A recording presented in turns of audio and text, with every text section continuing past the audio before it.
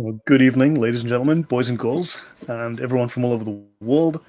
I am back with Odon Lafontaine. As you know, he is the author of The Great Secret of Islam.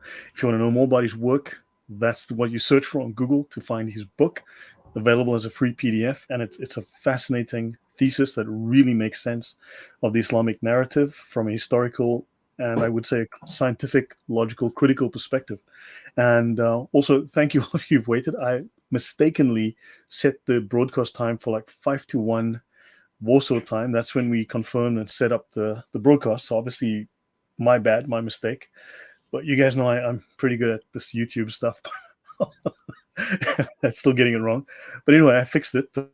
Thanks for the heads up someone gave me about fixing it. And we're back. And thanks all for supporting the channel. Thank you for the chat, for the comments. And good to see you all. And welcome back, Odon, for part 2 of this talk. Hello, Lloyd. Hello, everyone. And yeah, it's good to be back. Thank you for having me. And we are to follow up on the previous presentation. It's becoming a whole series. It's our presentation about the Jews and the Nazarenes in the Quran, but it has connections with the one we did previously, especially the one on the fabrication of the Islamic narrative. And so tonight, I hope we will be able to finish, to wrap up the Jews and Nazarene in the Quran presentation. And I've got some, how can I put it, some hot stuff for everyone, for you, for the audience. Yeah. You know, also, I'm finding this also overlaps with what I was doing, obviously, on the Mushrikun. There's parallels there as well. But it raises questions, but not in the sense that it just leaves you more puzzled. It starts to raise logical questions. I think it starts to categorize things. It starts to make logical distinctions between things. It posits scenarios. From there you can develop scenarios and assess their likelihoods. You can see how things interconnect, and you can start to dismiss certain scenarios and start to see that certain things have evidence and credibility. So I think it's actually helping to refine the view, to bring it into better focus. That's the thing with the Quranic studies. When you look at the literal Quranic text, you tread on an almost solid ground. And the thing with early Islam is we don't have much evidence. We have very little in terms of evidence and solid ground. We have a few archaeological remains. We have coins. We have a few sources, but not that much. We have the huge Islamic tradition, but it's very late, and it's got a lot of biases. Whereas with the Quran, with the Quranic text, we have something that is almost a primary source for the events of early Islam, and it hasn't been investigated much. Question. Hold on. What you're saying, why is the Quran so vague? Is that deliberate? Did they remove a lot of things, or were they just writing down a lot of hearsay, badly written, paraphrased information? First of all, it was never written as a book. That has to do with the editing process of the Quran and the material out of which it came. According to my hypothesis, my researches that I built on the research of Edouard Marie-Gallès, the Quran, it's a whole presentation in itself, but I will try to make it very short. The Quran has been compiled and edited out of notes that were written by Arab preachers. Those notes were preparation notes for future preaching. There were sometimes verbatim notes that were taken during live preaching sessions, and mostly some of them were also instruction notes that the preacher took when they were listening to their instructors. So they had masters, religious masters, who taught them what to preach.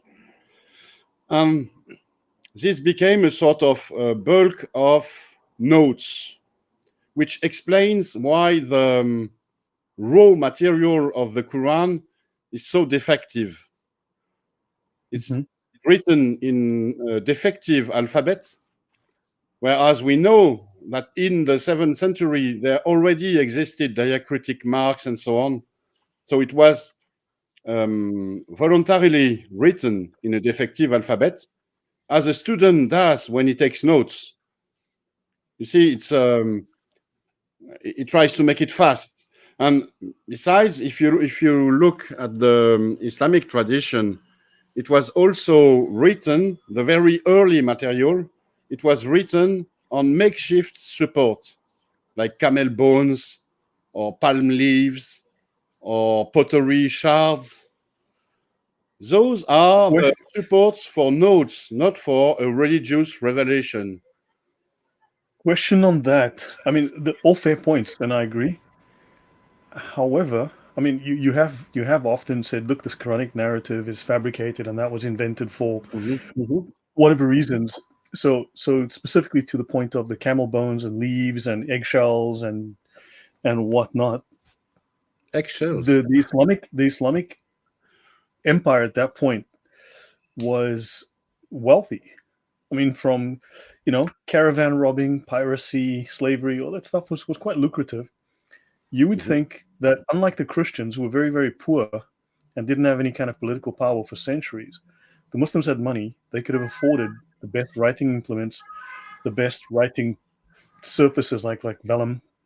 And Muhammad had something like, 20 odd scribes. You'd think that they had a bit of money to throw around for really quality writing materials and to write things in a way that's better than eggshells and old cabbage leaves.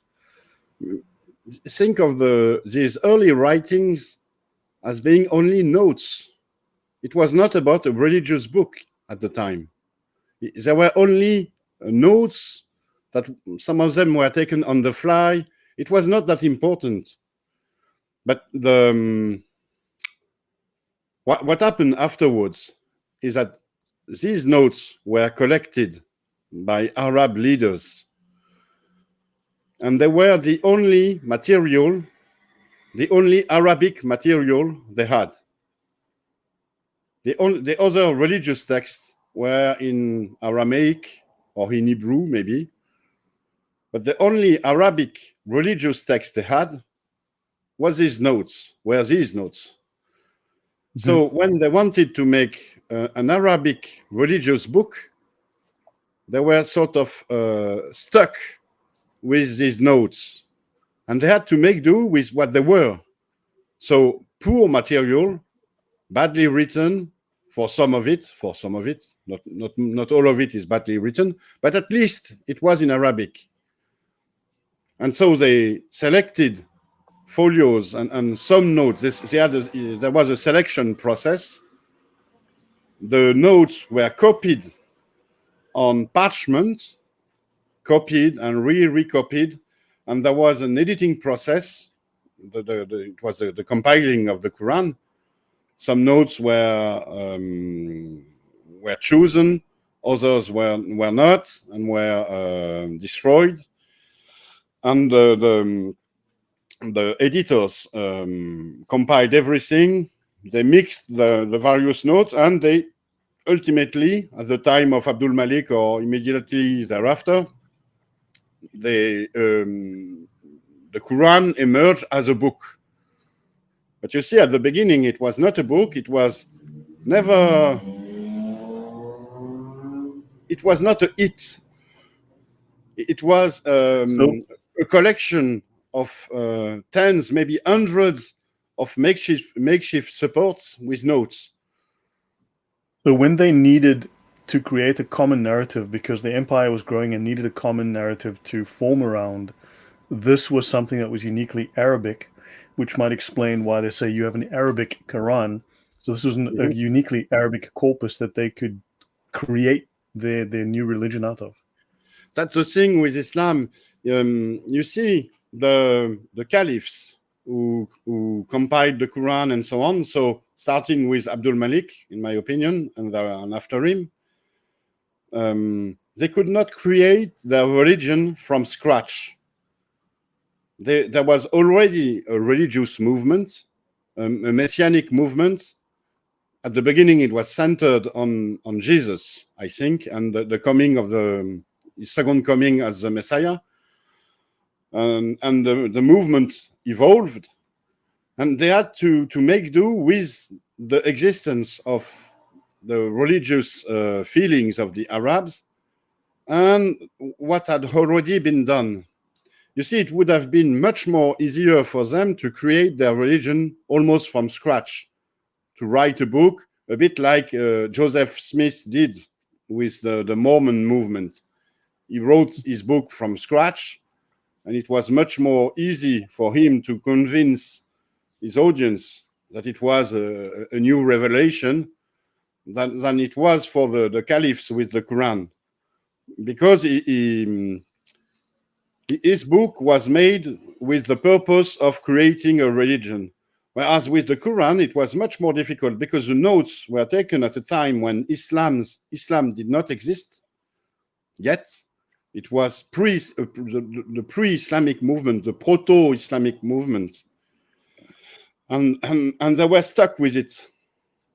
Because in the past, before Abdul Malik, the notes had already been, there were already compilation process a bit, and it had gained some importance, and it could not be sidelined like this. And it was the only Arabic material they had. So as they were sort of constrained, forced to do with this material. So that's my answer about the Quran. I have several presentations, and you can see on my website a presentation about the making process of the Quran. In my book and also on the website, I have put up a comic strip synthesizing the process, because it's a bit complex and it's much more easy to understand with a comic strip. And there are videos also on my channel and the channel of friends who invited me to explain it. This this answers a question I wanted to ask as a conclusion to this very presentation, which I'm about to start. But it's a very interesting question. But the thing that is a bit difficult with when dealing with early Islam, it's difficult to focus on a single issue, a single topic. It's difficult to focus on Muhammad only, or the Quran only, or the Nazarenes only, because you only get to understand how Islam came together and emerged when you look at everything and when you have everything in mind. So you have to look at the Quran, the Jews, the Nazarenes, the Quran, but you have also have to look at the Quranic studies and the ancient manuscript studies that tell us about the making process of the Quran, for example, and all the numerous fields of research. But here we are doing a presentation only on the Nazarenes. But even with this presentation, it has ties, connections with many other studies, historical studies, archaeological studies, Quranic studies, and so on. But the thing I do want to focus on now is the study of the literal text of the Quran, especially the text the text about the Jews and the Nazarenes in the Quran. So Lloyd, if you're okay, I can start the presentation. Let me share my screen. All right, and all right. Do you see the presentation, Lloyd? There it is. Yeah, it seems to work. All right. And my camera is working also. No, it's frozen. No, okay. No, it's working. It's working. Fine. So, Right now. We already saw about in the previous presentation what the Quran has to say about Jews. The most important discovery we made is that the Quran distinguishes between two groups of Jews, the good Jews and the bad Jews. And mostly the Quran says the Jews are bad. There is only a tiny fraction, a tiny group within the Jews that behaves properly, that has a good faith. They are the good Jews. And it's a sort of leitmotif in the Quran. It's very important for the authors of the Quran at the time. It was very important for them to distinguish and to pinpoint a good community among the Jews. So let me go. This was the former presentation, which is to be seen on your channel, Lloyd, distinguishing good Jews from bad Jews. And we came to the conclusion about bad Jews that the way the Islamic narrative portrays the protagonist of Islam, as is described in this diagram, is completely wrong. It's completely incoherent with the literal reading of the Quran. So there is no such things, actually, if you look at the literal text of the Quran, as the people of the book as being Muslims plus Christians plus Jews, or mushrikun being pagans. It doesn't work like this. Instead, we found that the people of the book are Jews and that they are composed of an upstanding community among the people of the book, the good Jews, and other bad Jews that we identified as being the rabbinic Jews, or at least the coverers, from the Arabic root kfr, meaning to cover. Mm-hmm. So in the first meaning, the first sense of the word, it means to cover the sacred scriptures with something else, other man-made scriptures or interpretations. In Do you think that could be a reference to the Talmud? Did you think that could be a direct reference to the Talmud?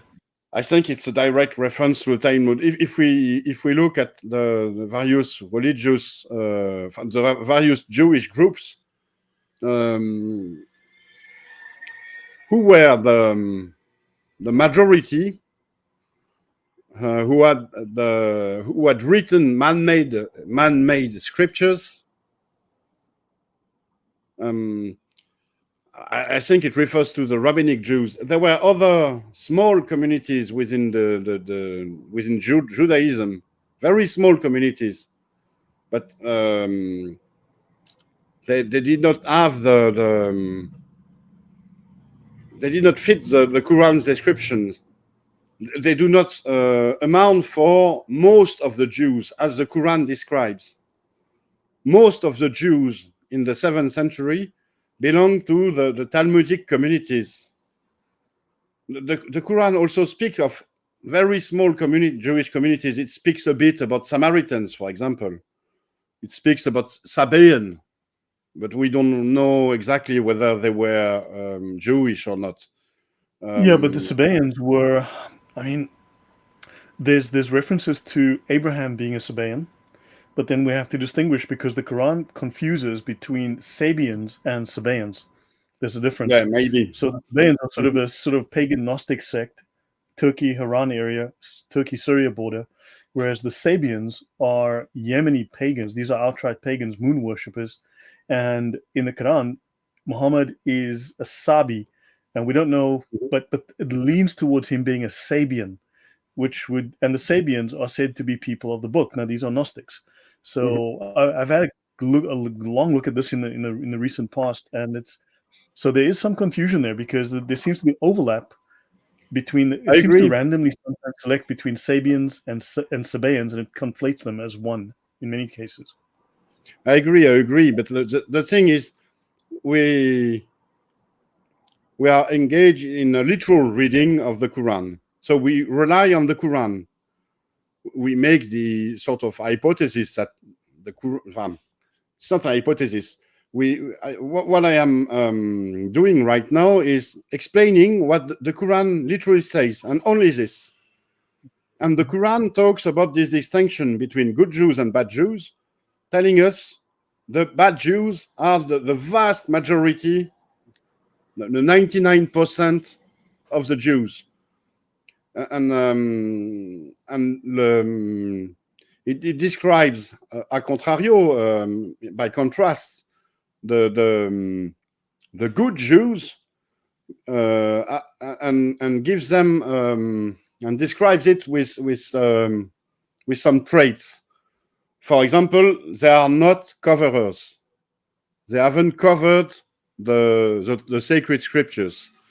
They have recognized Jesus as the Messiah, but they are not Christians, since they belong to the people of the book. And we saw earlier that the people of the book, literally in the Quran, are not associators. They cannot be, and they are opposed to Christians. We also saw that this community of the good Jews hold the Torah and the Gospel sacred. Those are their sacred scriptures, and they still have their unaltered text in their possession. And they have the true faith. And they sort of have a relationship with the Arab believers. They know each other, or at least the Arab believers know some of them. It gives us a start to try to understand who the good Jews are. We have something here. It's a start. It's a beginning. Let's look at the description that the standard Islamic narrative makes of the protagonist of early Islam. According to it, we have the Arab believers, the Jews, the pagans, and Nazarenes, who are supposed to be Christians. But when we look at the literal Quranic text, we see that the people of the book are composed of Jews only, distinguishing between good Jews and bad Jews, which led us to the question, what about the Nasara? Who are the Nasara in the text? Are they Christians? Are they actually Christians? What does the Quranic text say about the Nasara? What about the Mushrikun, supposedly pagans? We have a video series ongoing about this topic. And those are very, very important questions. And this led us to investigate the Nazarenes. We started to look at the Nazarenes in the Quran, and this will be the main topic of this presentation. We saw that there are 15 occurrences of the Nasara or Nasrani expression in the Quran. They're supposed to be Christians, but it differs from the actual Arabic word for Christian. Etymologically, a Christian in Arabic, Christians are Masih, people of the Messiah, Al-Masih in Arabic. And Nasara doesn't fit this meaning. Nasara actually is not an Arabic word. It comes directly from, it's not an Arabic word. It comes directly from Aramaic. I'm going fast here because we already saw it, and I want to address the rest of the presentation. We saw that Nasara is a direct transliteration of the Aramaic word Natsaraya, and that Natsaraya is connected with the messianic prophecy of Isaiah. Natsaraya, it's the people of the Netzer being the branch, so the descendants of Jesse, or the descendants of David. So Natsaraya had been in the past a descendant of David. So Jesus, for example, as he was a son of David or descendant of David, was a Nazarene, a Nazaraya. And by extension, his partisans were also Nazarayas. So in the first century, the first Christians were called Nazaraya, Nazarenes, because they were partisans of the Messiah. And because they recognized Jesus as such. But quickly, they adopted. Yeah, Lloyd, you want to intervene? Yeah, I just want to add something. Just a quick overview here. This is Da'if Bukhari, Volume 1, Book 7, Hadith 340. And I'm not going to go into much detail, but so they requested her to accompany them. She asked where. They said, to Allah's messenger. She said, do you mean the man who is called the Sabi with a new religion? Oh.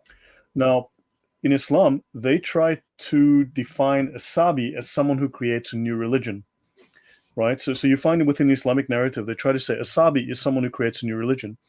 Whereas if you look overall between the Hadith literature and so on, and the Sirah and the Quran, the Sabi, as I said, there's a conflation between Sabaeans, Yemeni moon worship, pagans who controlled West Africa, Northwest Africa, Arabia, and so on, which was the same religion as the Mesopotamian moon religion, the same as they had in Baghdad, right?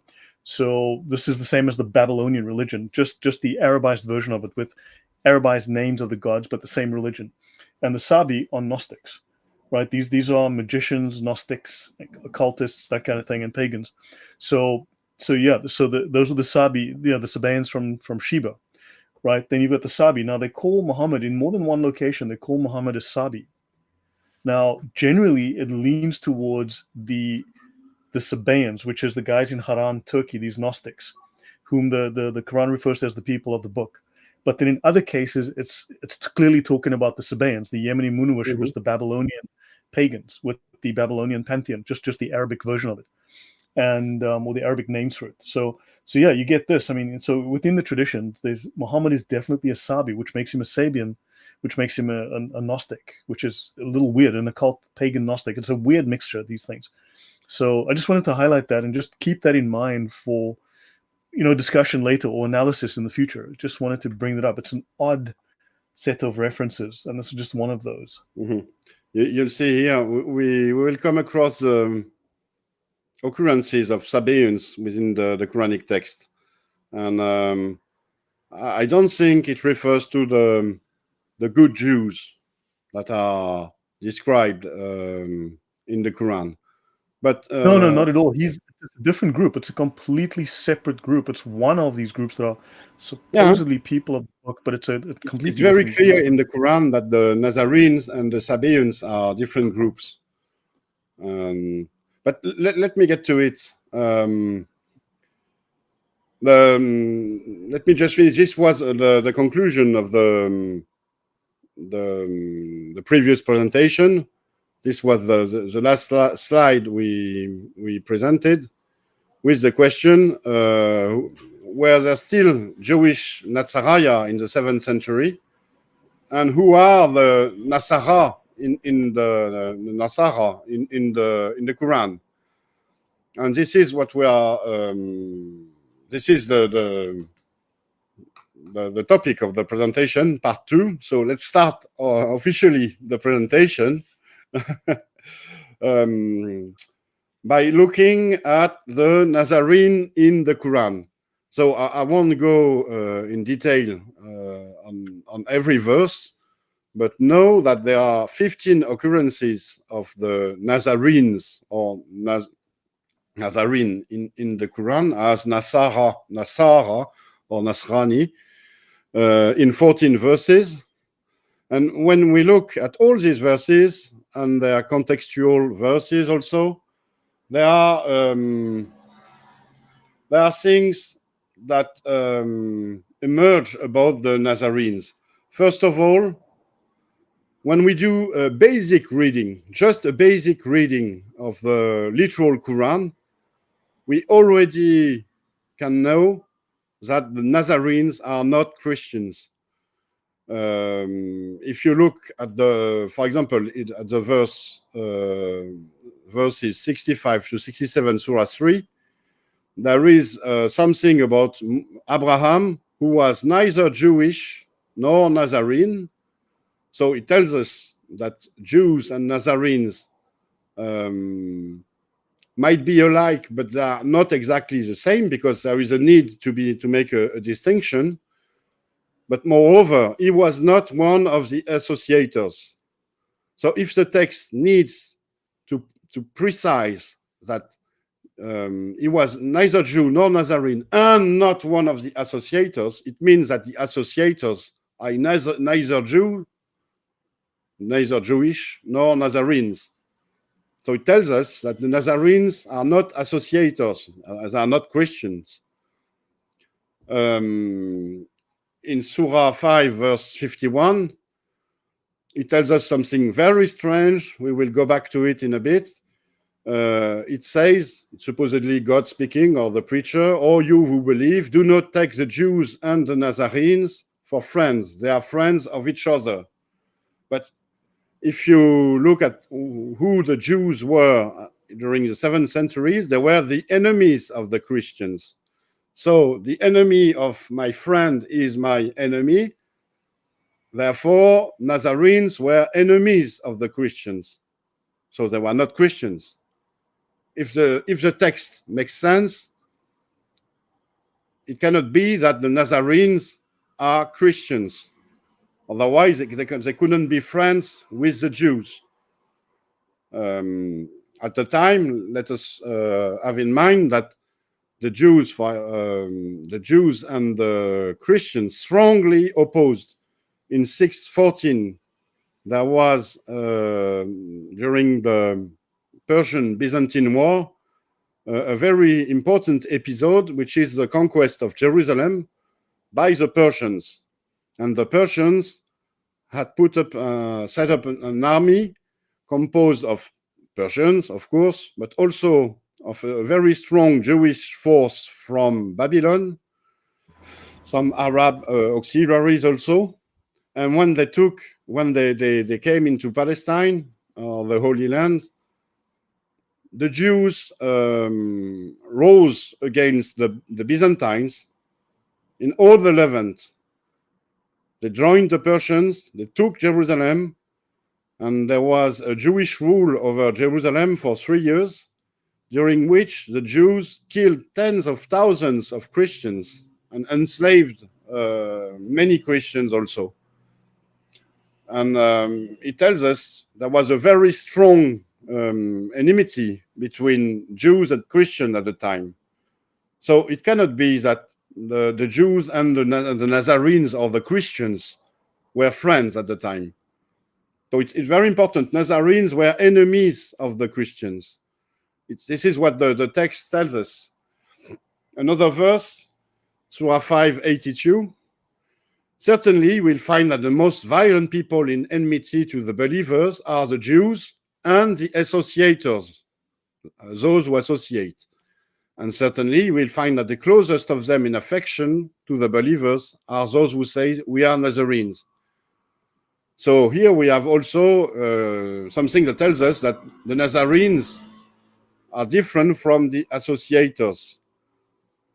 The associators are Christians because they associate Jesus with God, according to the Quran. So we have another verse telling us that the Nazarenes are not Christians.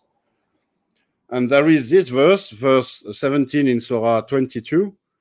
Surely those who believe and those who Judaized or became Jews, and the Sabaeans and the Nazarenes and the Magians and the associators, surely God will decide between them on the day of resurrection.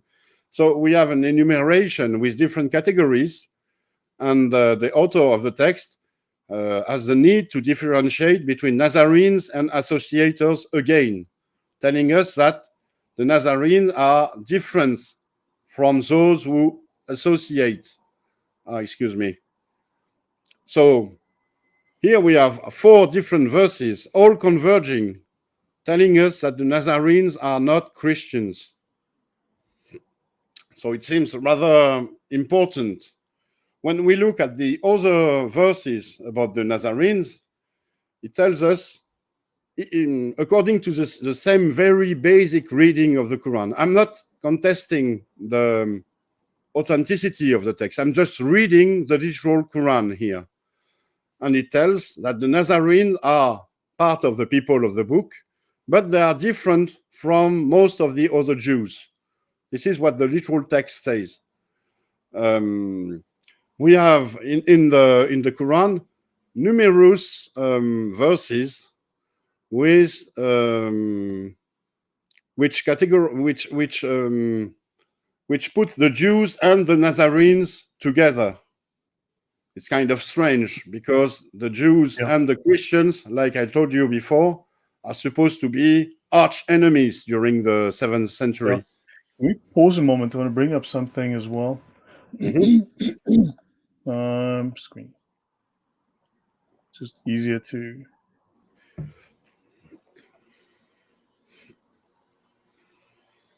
So, in the Sirah, there's a group of Muslims who are searching. They leave Mecca to travel in search of the Hanafiya, or the religion of Abraham. So this is the original religion of Abraham, and they reject that Abraham was a Muslim.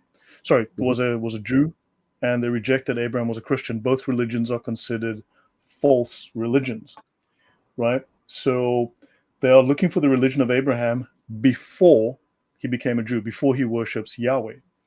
Now, that religion is the Sabaean religion according to Maimonides. Now, remember, the Quranic narrative leans towards the Sabians, which are these Gnostics. The Sabaeans are this from Yemen, this moon worshipping group. But Maimonides says it is well known that the patriarch Abraham was brought up in the religion and opinion of the Sabaeans. You see, even here they say Sabaeans, right, when they mean Sabians, ignoble remnants of the nations left in remote corners of the earth.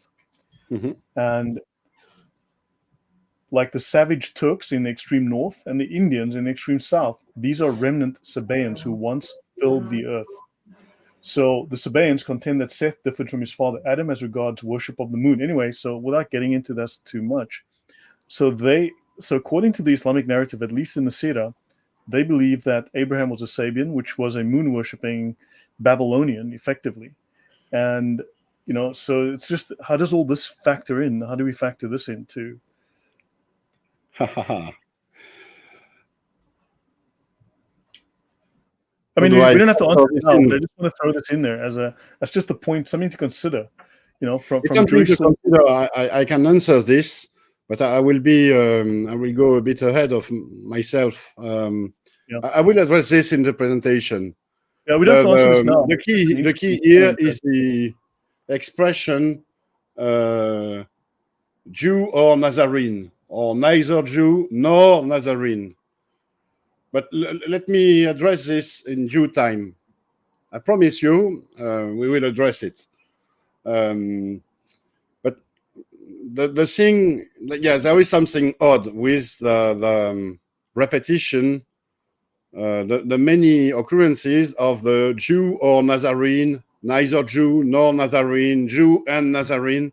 You see the juxtaposition of Jew and Nazarene in the text. But let me keep this for later. For now, let's just consider that we have many verses that seem to indicate that Jews and Nazarene have something in common. They are named, referred to in the same verses as being almost similar. You see, for example, the Jew will not be pleased with you, nor the Nazarene, until you follow their religion. Their religion, so there's supposed to be a common religion between the Jews and the Nazarene. Be a Jew or be a Nazarene, or be Jews or Nazarene, you will be on the right course. Say, no, we follow the religion of Ibrahim, the Hanif, and he was not a Christian. And so on. And the Jew and the Nazarene say, we are the Son of God and his beloved ones. So you see there are many occurrences of verses that put Jews and Nazarenes together, indicating a sort of common religious ground between the Jews and the Nazarenes. There is this verse, for example, verse 113 in Surah 2, that says that the Jews say the Nazarene rely on nothing, the Nazarenes say the Jew relies on nothing, while they recite the book.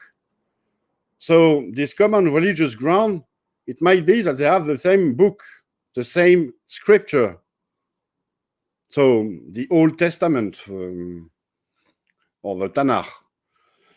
We have other verses that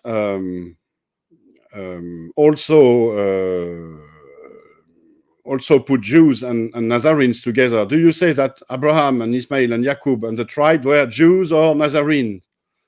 Or this one, Ibrahim was not a Jew nor a Nazarene, but he was completely subject to God. This seems to indicate also a common ethnicity.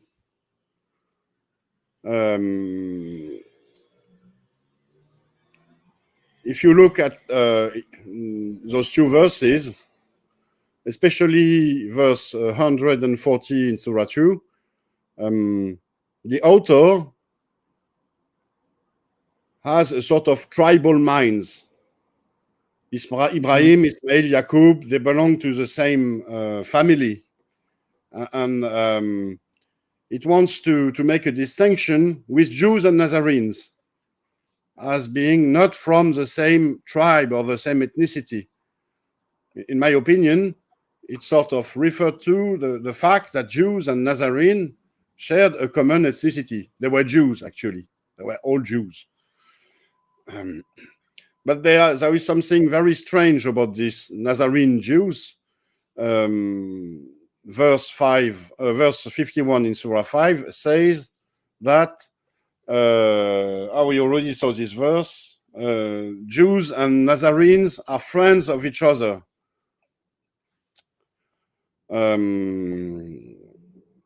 Which is also another point in the making of a common ground between the Jews and Nazarenes, according to the literal reading of the text, even though I don't agree with the Islamic reading of the text.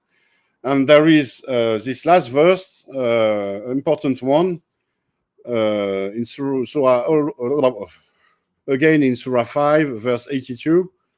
It talks about Nazarenes, talks about them being the closest in affection to the believers because they have priests and monks among them and because they are not arrogant.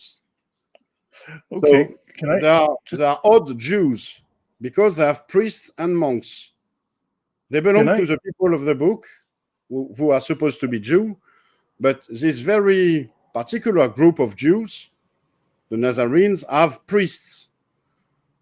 And we know there are no priests anymore in Judaism since the destruction of Jerusalem's temple. There are no sacrifices, so no need for priests. And there are no monks within Judaism also. Yeah, so I'm just curious. I want to raise a couple of things just before you go too far. I mean, so Muslims call on people to return to the original religion of Abraham. I mean, that's present within the sources, right? And then, so Indian Christian Apologetics says Ibrahim was a Hanif, right, or pillar worshipping pagan. It was his original religion before Yahweh called him and set him apart. Now, to go to this here, let me just take that away. This is Hanif in the Encyclopedia of Islam, right? Plural, Hunafa.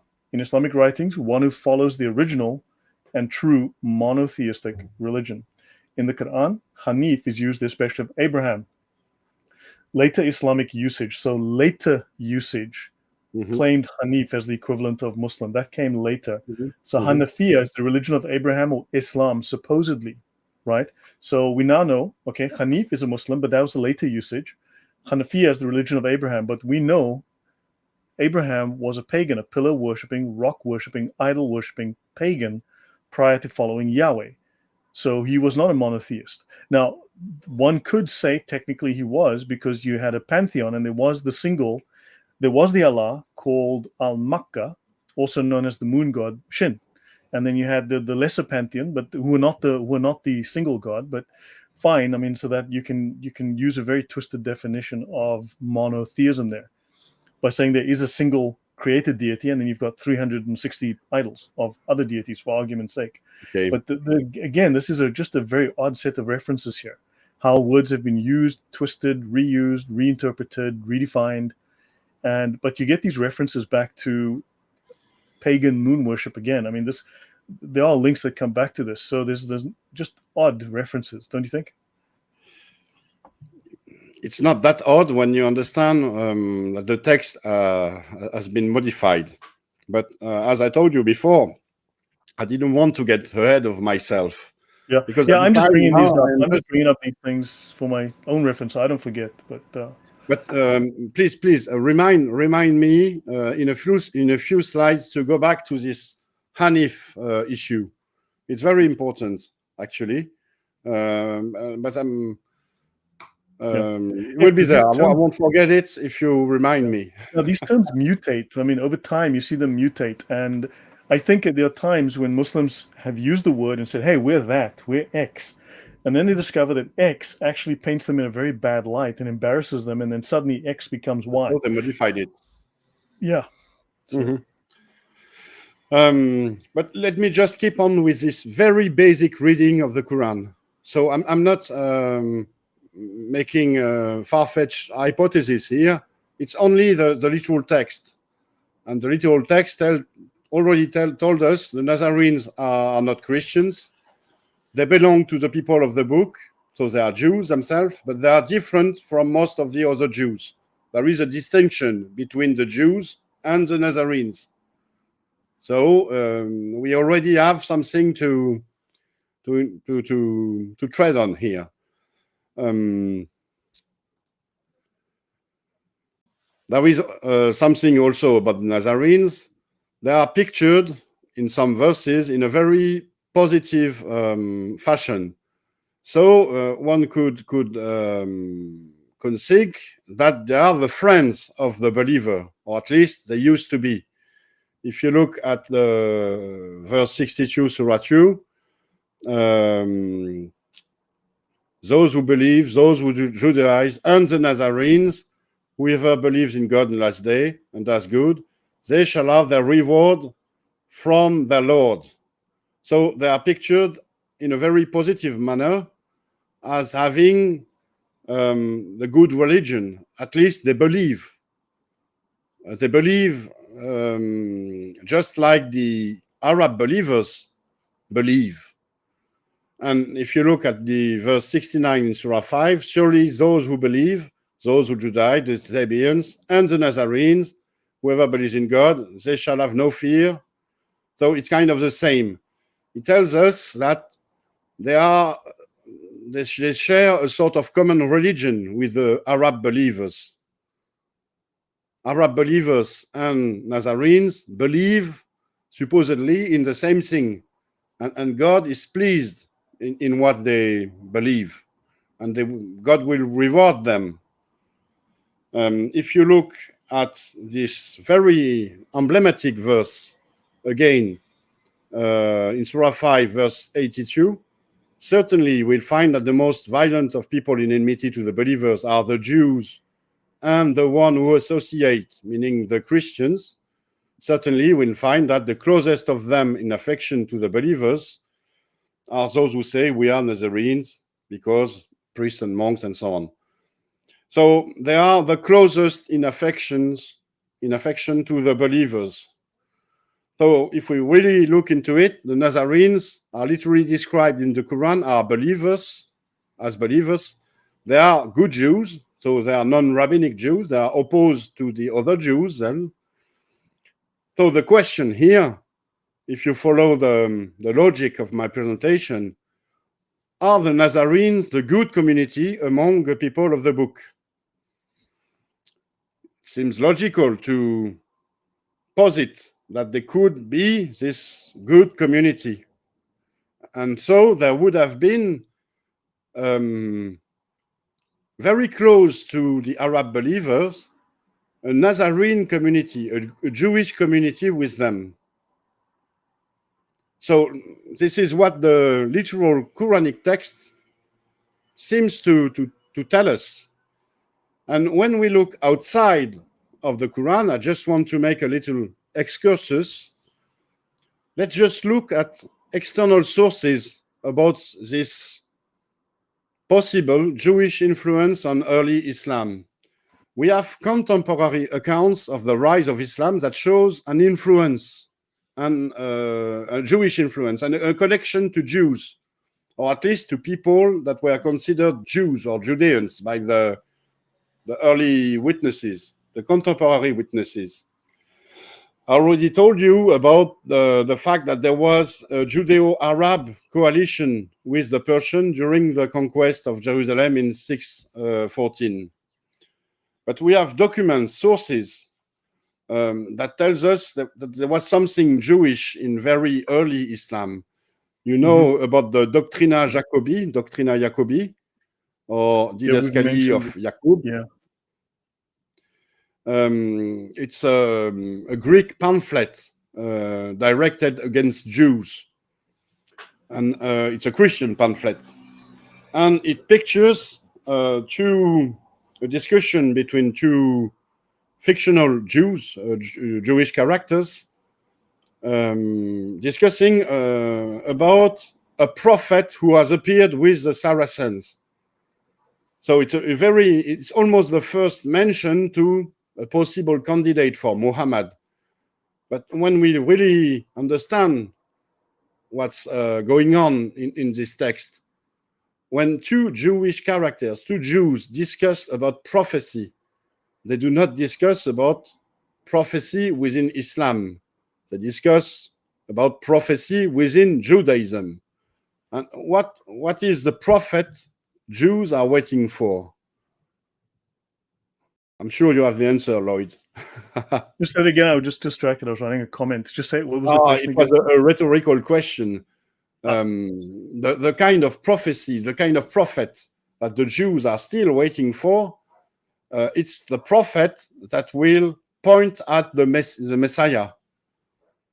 According to Judaism, the Messiah should be preceded by a prophet, the new Elijah, who will point at the Messiah, who will say, this is the Messiah. This is the prophet they are waiting for. That's John the Baptist. Having those two Jews discussing about prophecy, a prophecy being related to the Saracen movement, tells us that the prophet that has appeared with the Saracen could be a possible candidate for Jewish prophecy. So there is something Jewish about this movement, the Saracen movement, the Arab Saracen, movement.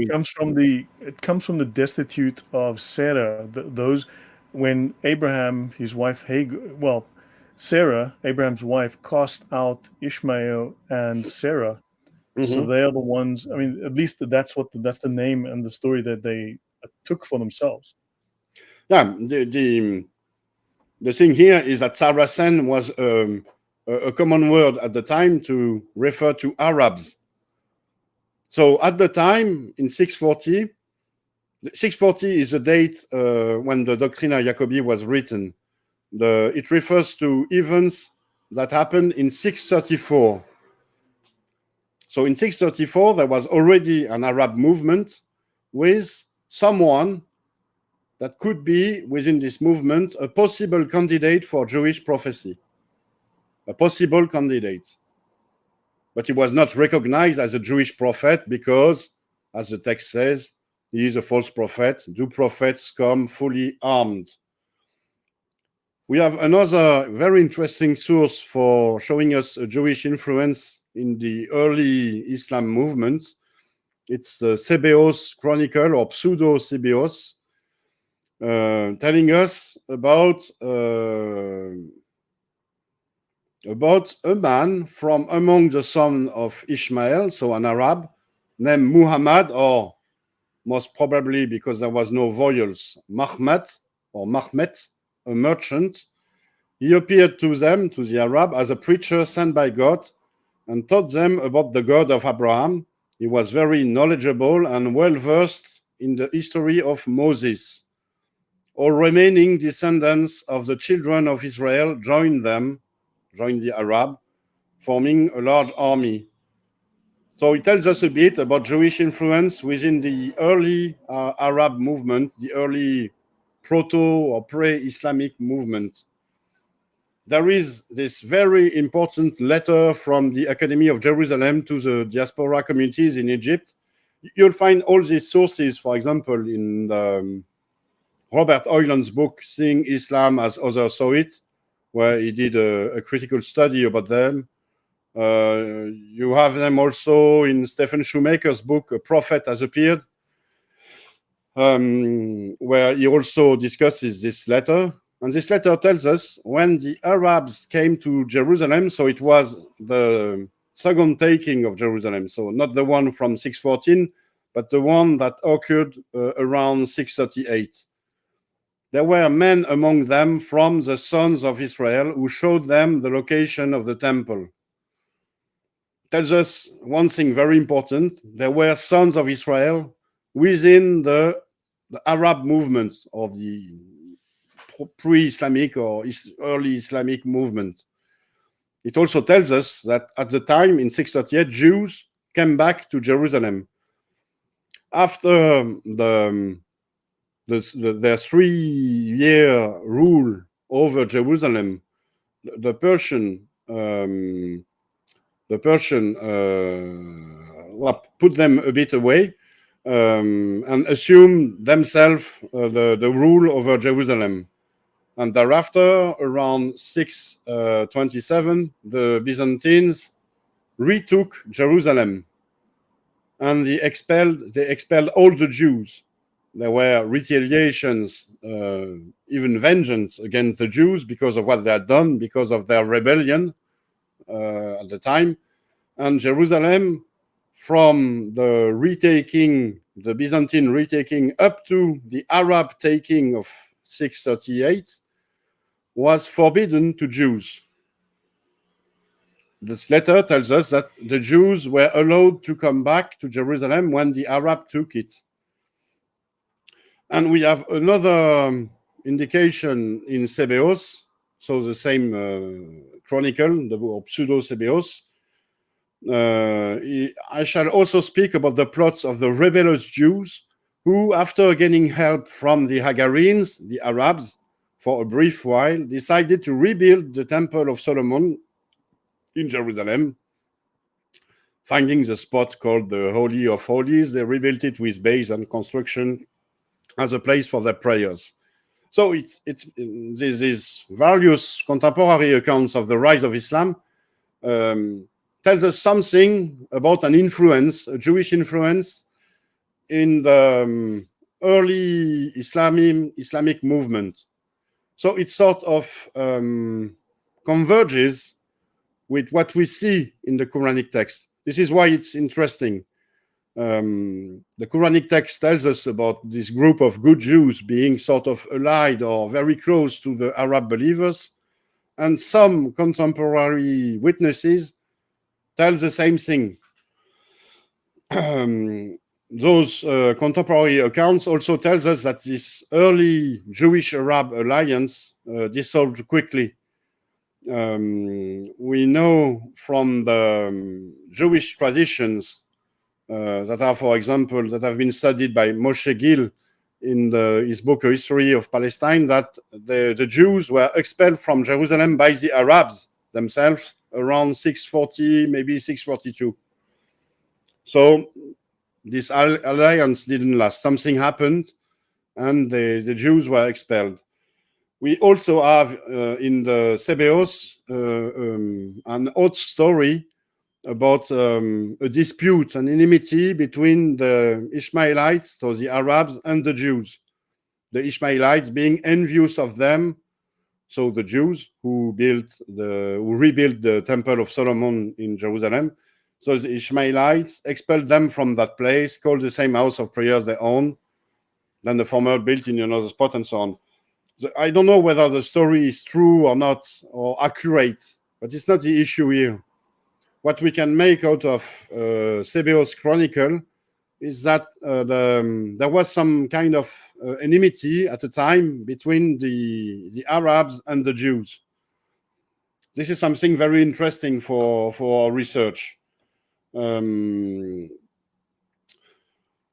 If we also look at external sources, we have the Islamic narrative, the Islamic tradition.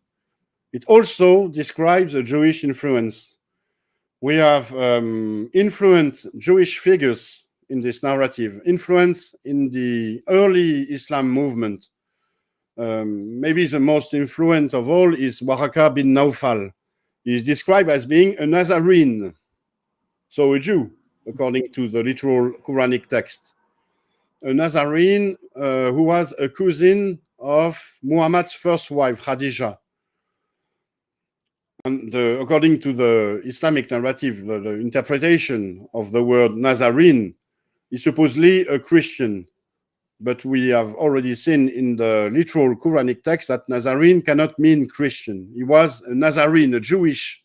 And he is also described as having presided or done the wedding between Muhammad and Khadija. So he was sort of a priest. There is a very interesting book about him called the Priest and the Prophet, or the Prophet and the Priest. I don't remember exactly. Written by a Lebanese scholar, Joseph Azi. His Arabic name is Musa Abu al-Hariri. And he has compiled everything he has found within the Islamic tradition about Waraka bin Nawfal and the Nazarenes. It's something very, very odd. For example, in Ibn Hisham's Sirah, we find that Waraka bin Nawfal followed the religion of Moses before converting to that of Jesus. This means he was a Jew before becoming a Nazarene. So there is something very odd with this Waraka bin Nawfal. He was a Jew. He converted to Nazarenism, and he was a mentor to the Prophet, according to the Islamic narrative.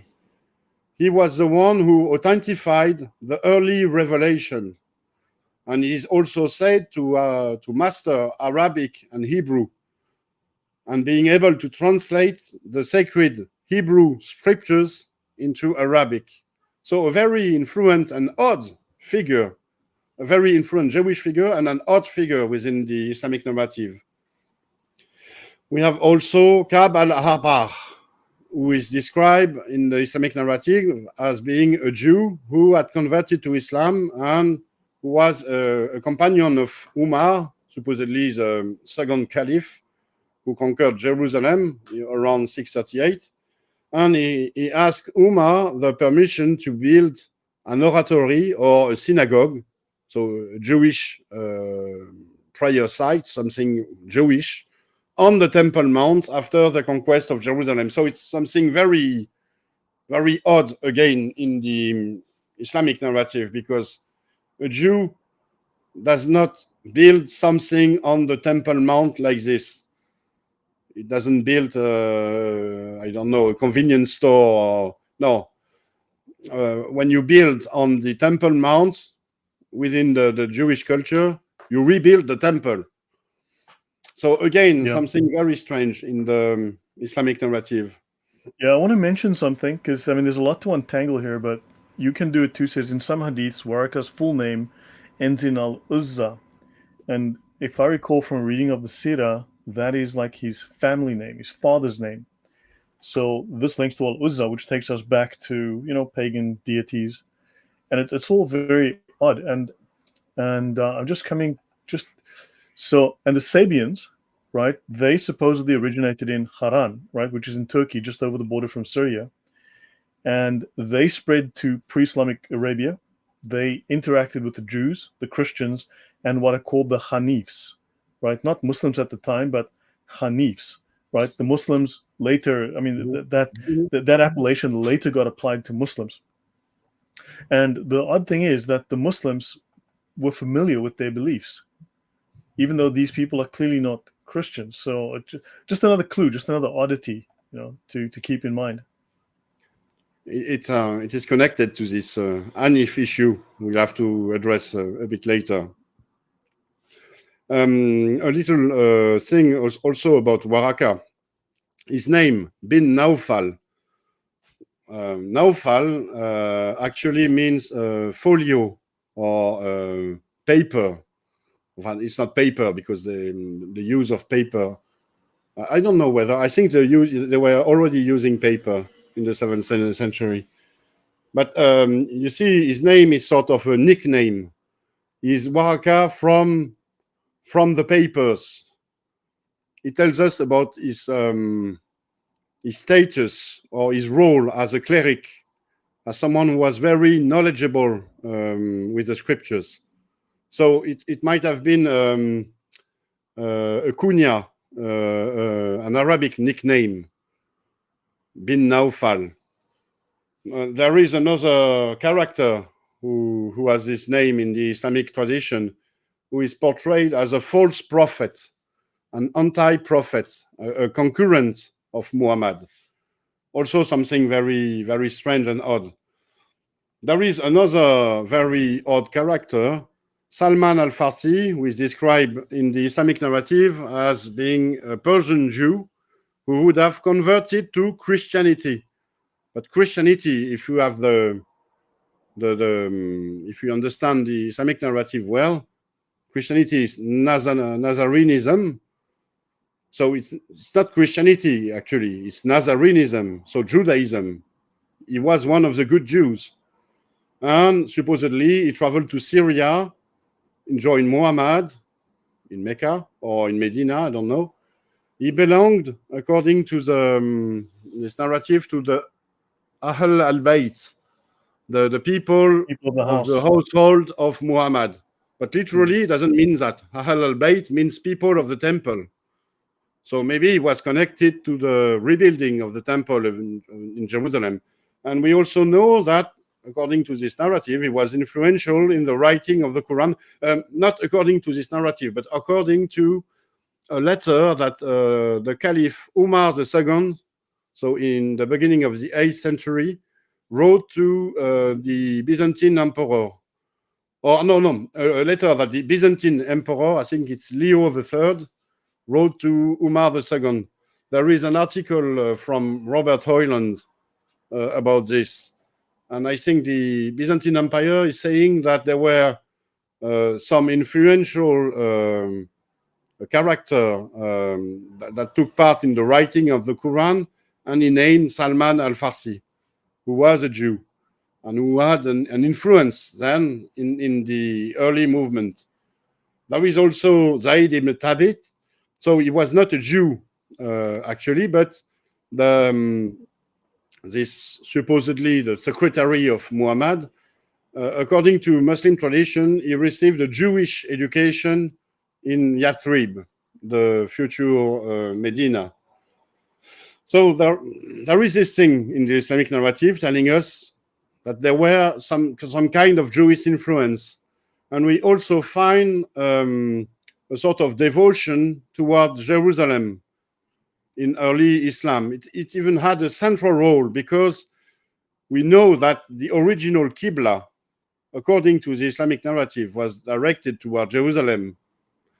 We also know about traditions about Jerusalem in the Islamic narrative. I think they are derived from Jewish traditions, but they describe Jerusalem as being the navel of the world and also the place of Abraham. The place, there is a sort of connection, according to this tradition, between the rock, which is the top of the Temple Mount, which is the rock on which the dome of the rock would be in the future built. According to this tradition, there is a sort of connection between this rock and God's throne, or even a connection with the rock and the paradise. So there is something in the Islamic tradition about the sanctity of Jerusalem, which is very, very close to what Jewish traditions say also. And Yeah, interesting to note is that these rocks are always in the presence of water. yeah, So there's numerous wells, even inside the dome of the rock. There's numerous wells, present and past, that are known, many of them. And I mean, and also this goes back again to the kathisma. It goes back to the Jesus being the water of life. You know, you get these ideas. So it's kind of, there's always this link to water. it goes back also to Jewish prophecies about a clear spring or a clear water that will flow out of the Temple Mount. The Messiah is supposed to do this. The Messiah is supposed, I don't remember the exact reference of the prophecy. I think it's in Elijah, maybe Isaiah, I don't remember exactly.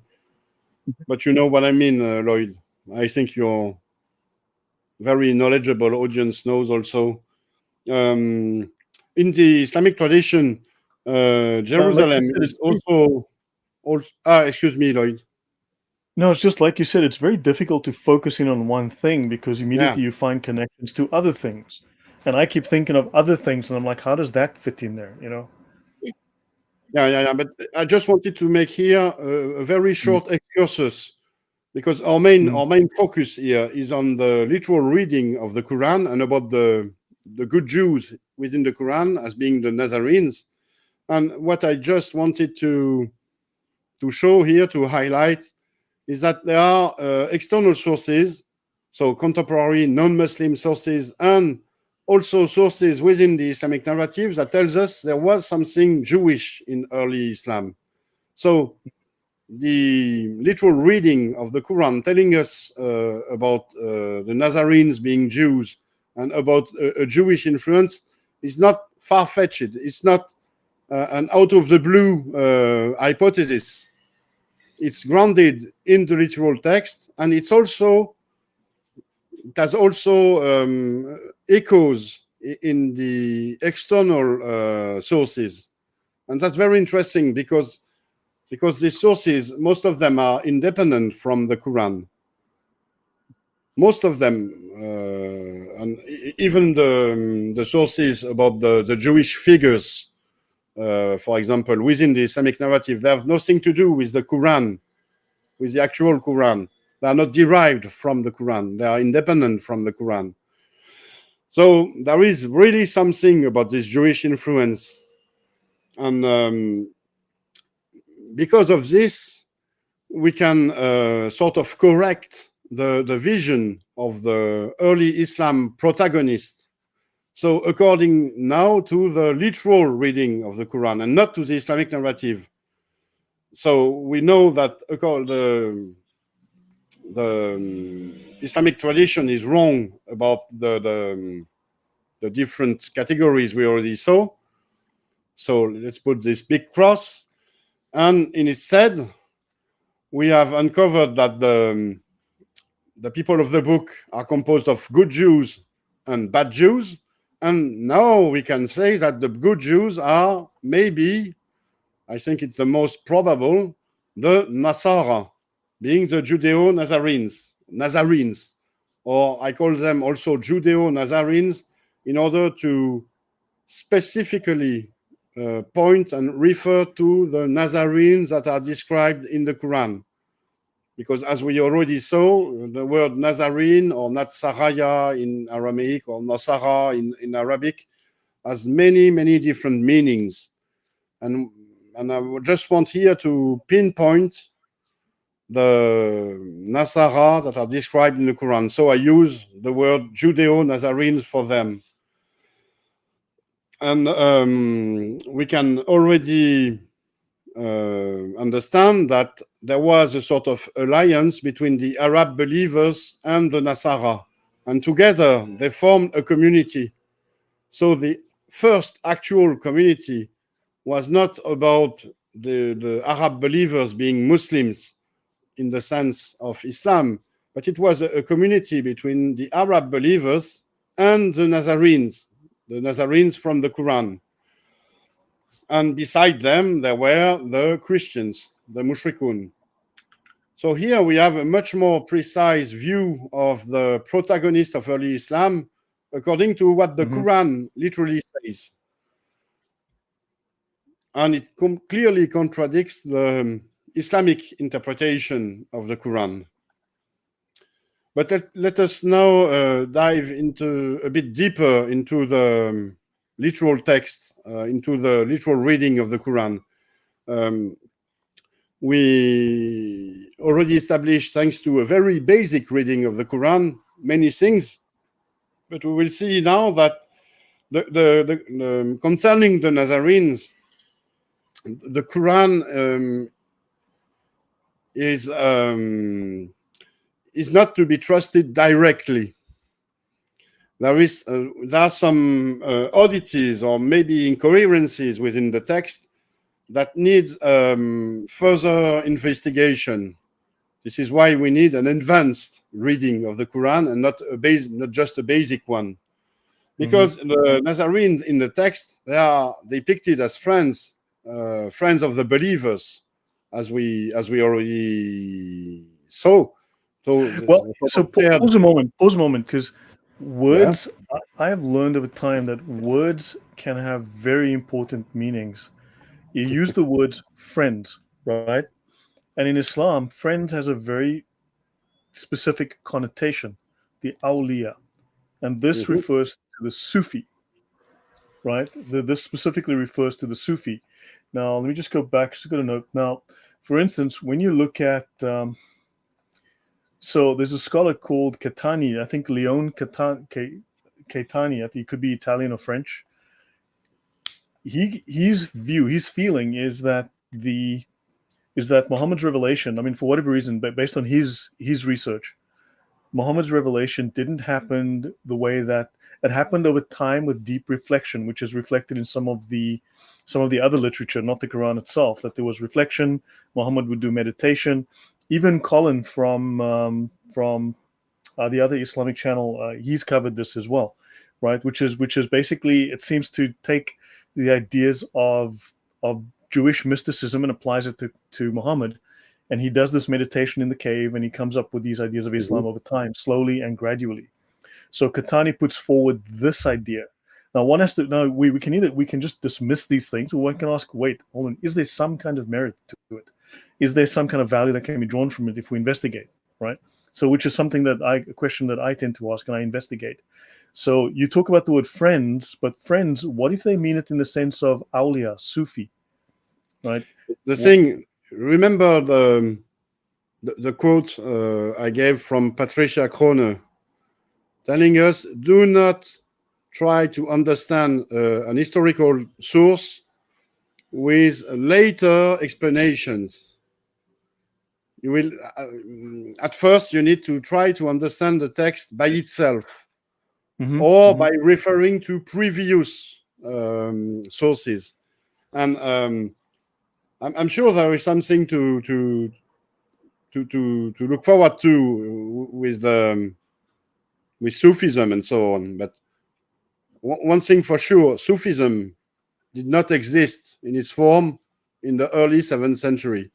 It's a much later construction. But don't forget, there was Merkava mysticism, which seems to be a source that somehow influenced some of these, the Muslim mysticism that followed and eventually culminated as Sufism.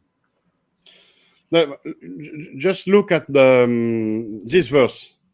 If you look at this verse, there is this mention of friends or friendship, but it has the same meaning as ally. In verse 51 in Surah 5, or you who believe, do not take the Jews and the Nazarenes for friends or for allies. It's almost the same word, I agree, in Arabic, because they are friends of each other, they are allies of each other. This way we understand the deep meaning of the word, just as you put it. And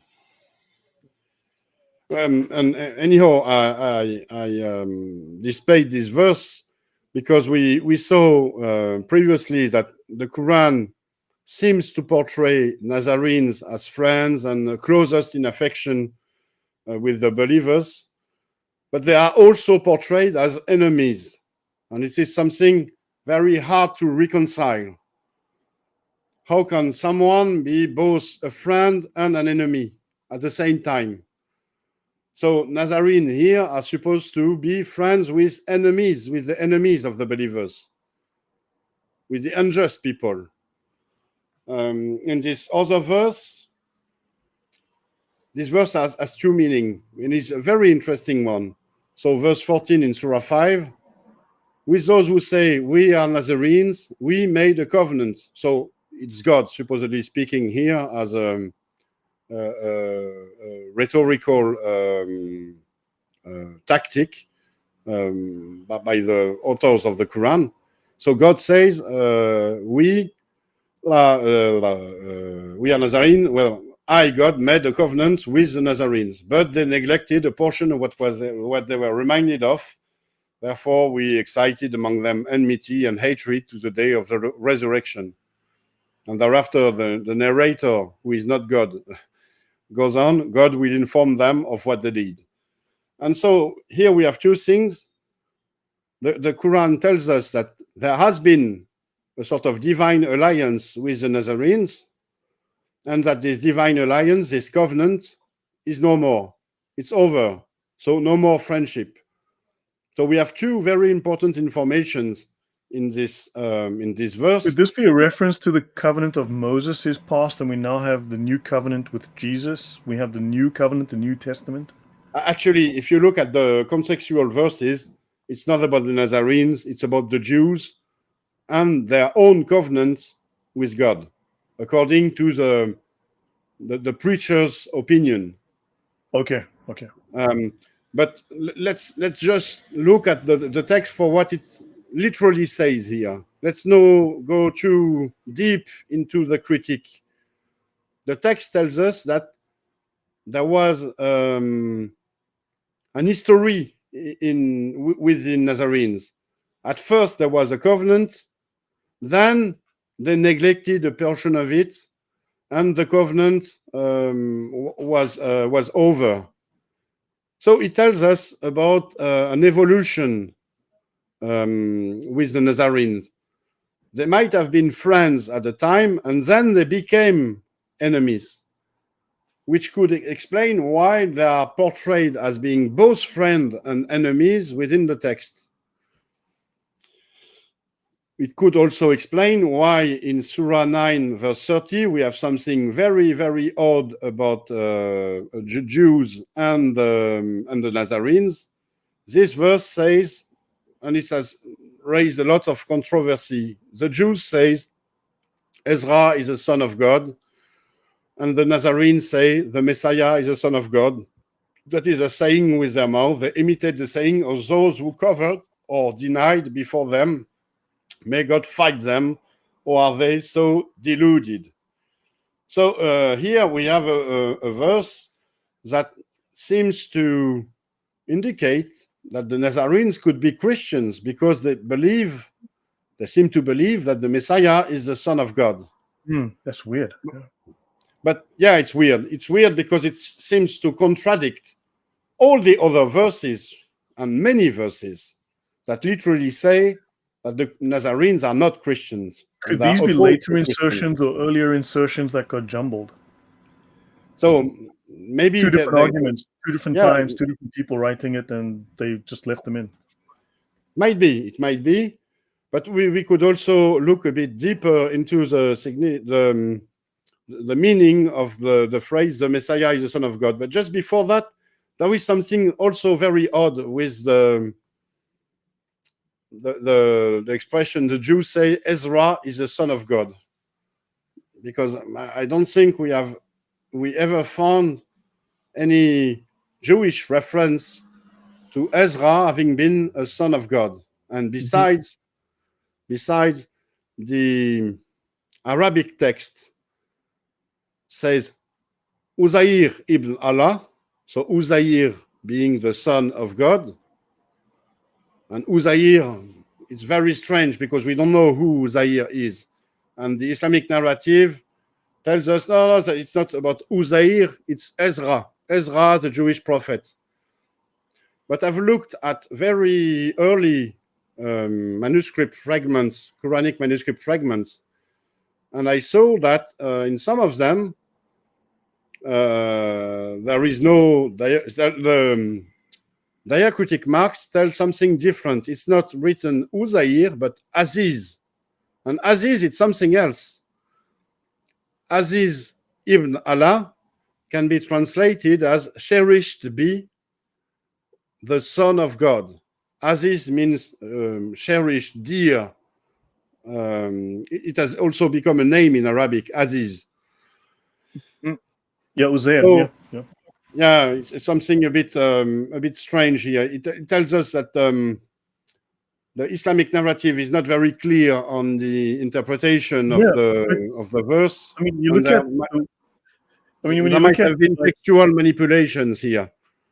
No, I mean the Quran has a lot of loose strands, like little threads to untangle. Like if you look at the chapter Yasin, Sin is the Babylonian moon god, right? Sin is the god Al-Makkah, the Babylonian moon god, of the Babylonian pantheon, the main god, who was also called Allah, who also was called Hubal, who was the main idol, the biggest idol in the Kaaba at Mecca, supposedly.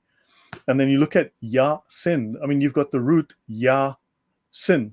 You look at terms like Islamic names, like Nuriya, Ya. I mean, this is Yahweh. This is a Jewish root. So it's just odd that these things are littered all over Islam.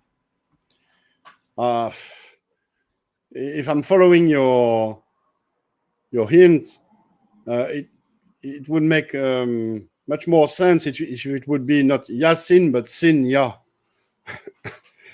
Yeah, but they call Yasin. I think it's chapter 50 or something, 52 of the Quran, and they call it something very, very strange. Yeah, it's one of the loose strands of the Quran, like you put it. All these surahs that have these strange letters at the beginning. So Alif, Lam, Lim, Yasin, Taha, for example. The references to Ya I was focusing on here, just specifically the reference to Ya. Ya, which is Yahweh. People who believe that these references are references to psalms. Alif Lam Mim would mean God, El Lemushahot in Hebrew, God of deliverances, or God is a God of salvation, which is a direct reference to a psalm. And this is an interesting hypothesis. It's one I've put forth in my book. Those letters that in the Islamic narratives, they don't know what it is. They think it's a miracle from God. Only God, the Islamic God knows about them. Yeah, let me just throw something in here. Let me just throw something in for a moment, just to go on topic / off topic. Those letters. So the term harf or huruf or ahruf, right, in plural, letter of the alphabet, word. Also a Quranic reading or dialect. So that's fine. So we have ahruf. However, when you look at these definitions, you go into the Encyclopedia of Islam. This is the index volume, volume 13. When you look at these definitions, they're very short. You go to the main definition, which is oddly at the bottom. Usually the main definition of a term is on top, right? So the longest definition, the more powerful one, is here. And notice here, the science of the ahruf, right? Onomatomancy, a magical practice based on occult properties of the letters of the alphabet and of the divine and angelic names which they form. So if you go into the longer definition in the Encyclopedia of Islam, volume 3, this actually starts to talk at length about fire letters, earth letters, water letters, wind letters, and it talks about sun and moon letters, and it talks about these terms being used for incantations. So they are gibberish terms that are used for incantations, and there seems to be more definitions than just that. But this is just something that is really odd. Yeah, just the same with me. When I started studying Arabic, I always found it very odd that there is this thing about sun letters and moon letters. if you speak a bit of Arabic, you know, for example, that kaf is a sun letter. You say al-kitab, whereas, I don't know, nur is a moon letter. You say an-nur.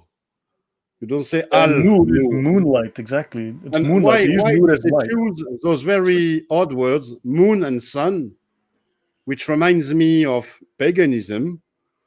And why is it not taught very simple as strong letters and weak letters, for example? You make a liaison, a connection with the weak letters. You say Ashariya, for example, or Asarika. And with a strong letter, such as Kitab, Kaf, you say Al-Kitab, Kitab. But no, there is this need to refer to moon and sun and so on. And it really reminds you of what you were saying about these magical practices.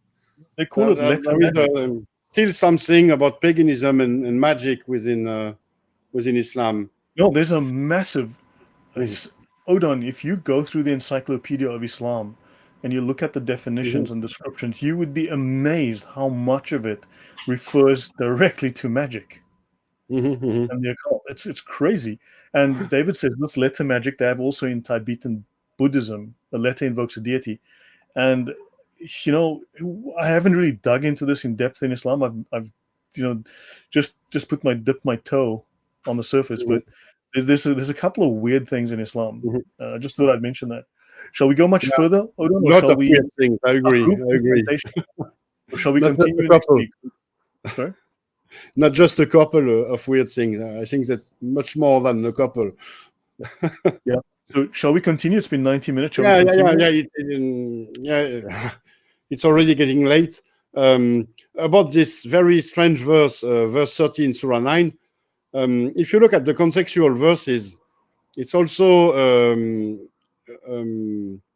it's happening. It's this verse relates a story that happens at a very particular time. It happens when the believers have finally, ultimately, accessed the Masjid al-Haram. They finally went to the place of the sacred mosque, or the forbidden mosque. According to the Islamic narrative, it happened at the very end of Muhammad's life, when he finally went to Mecca. So Mecca was retaken from the pagans, and he accessed the Kaaba, the sacred mosque, and he could establish the Islamic religion there. The literal Quranic reading of the text says something else. It says that the Masjid al-Haram is a temple mount in Jerusalem. There's nothing to do with Mecca. But it's another study for another presentation. If I'm telling this here, I think there is an historical context for this verse that is different than most of the rest of the Quran. It happened at a time when the believers finally, ultimately accessed the Temple Mount in Jerusalem, so around 638. And I think this is the moment when the alliance between the Nazarenes and the Arab broke. And this is why we have this condemnation here.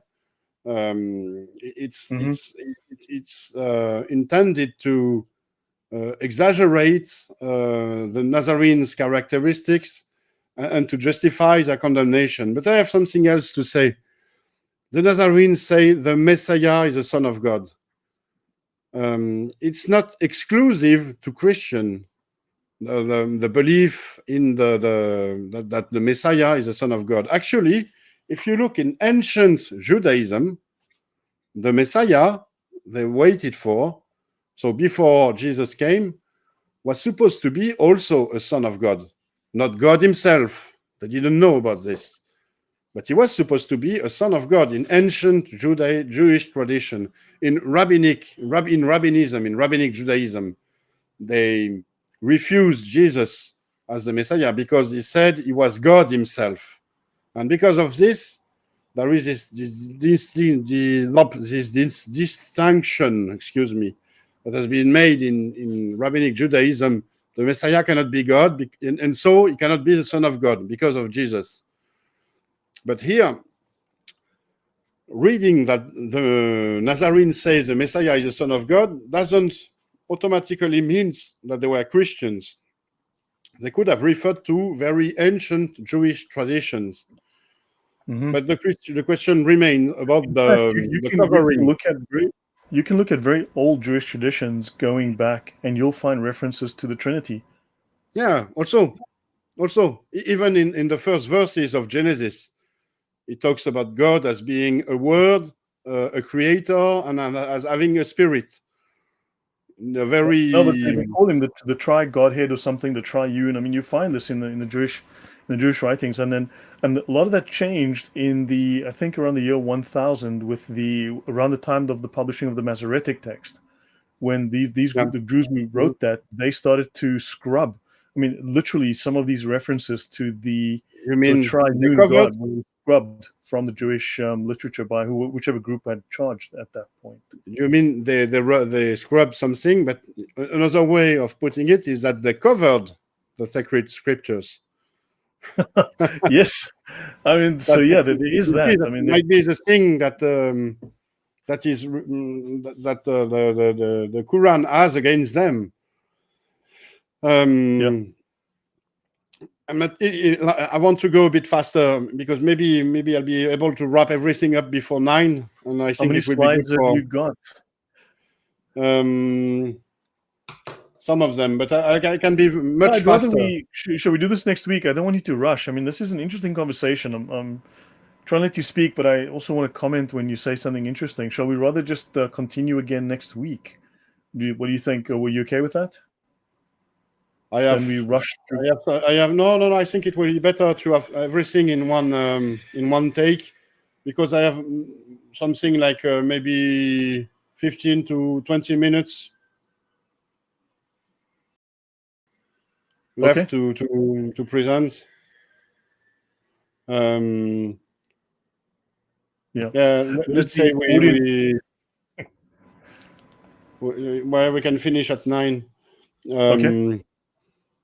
So about the contradiction about the Nazarenes within the text, so they are depicted as friends and enemies, and to depict them as enemies, we see that we have many verses that conflate the Nazarenes with the Jews. I already talked about it at the time when we were doing the very basic reading of the Quran, but now I want to go a bit deeper into it. It's a bit strange that the Nazarenes should share the same condemnation with the Jews. We have 7 verses that all use the phrase "the Jews and the Nazarene," or "the Jews or the Nazarenes," or "neither the Jews nor the Nazarenes." And we can remark already that it very conveniently includes the Nazarenes within the condemnation of the Jews. So it indicates 2 things: that there might have been a sort of kinship between the Jews and the Nazarenes, but we already know of this from other verses. And it also tells us that there might be something odd about this. It's much too convenient to be completely true, but I will go back to it in This is a parallel to the Nazarenes and the pagans versus the Nazarenes or the pagans, because they were different, and then they were the same. Mushrikun, it was, remember the Mushrikun?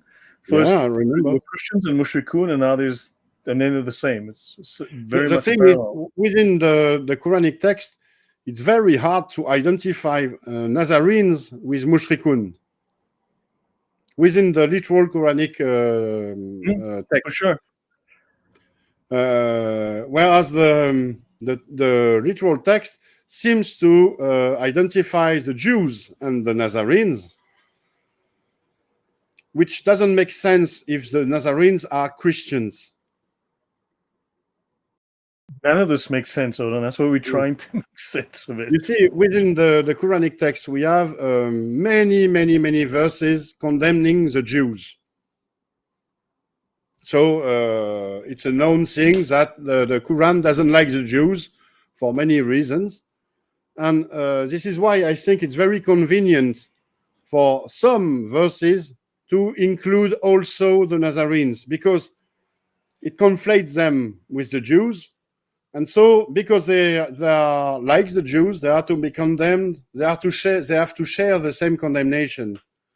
Anyhow, this is how they also are portrayed, as enemies. And the purpose for me of this slide was to explain that this contradiction that we find within the Quran about the Nazarene as being both friends and enemies, this contradiction could be explained by a shift in the relationship between the believers and the Nazarenes. I think it's the most logical hypothesis. Well, we know there was one. There was this unity at one point. Exactly. You go back to the Kathisma, where they had Jews, Christians, and Muslims in a church worshiping communally, and then of course that is literally destroyed. But the Muslims take that idea and then go build the Dome of the Rock. It adds to the external sources I mentioned. I should also mention the Kathisma. You see, it sort of converges with what the external sources and also the Islamic narrative in a bit, but mostly the external sources tell us.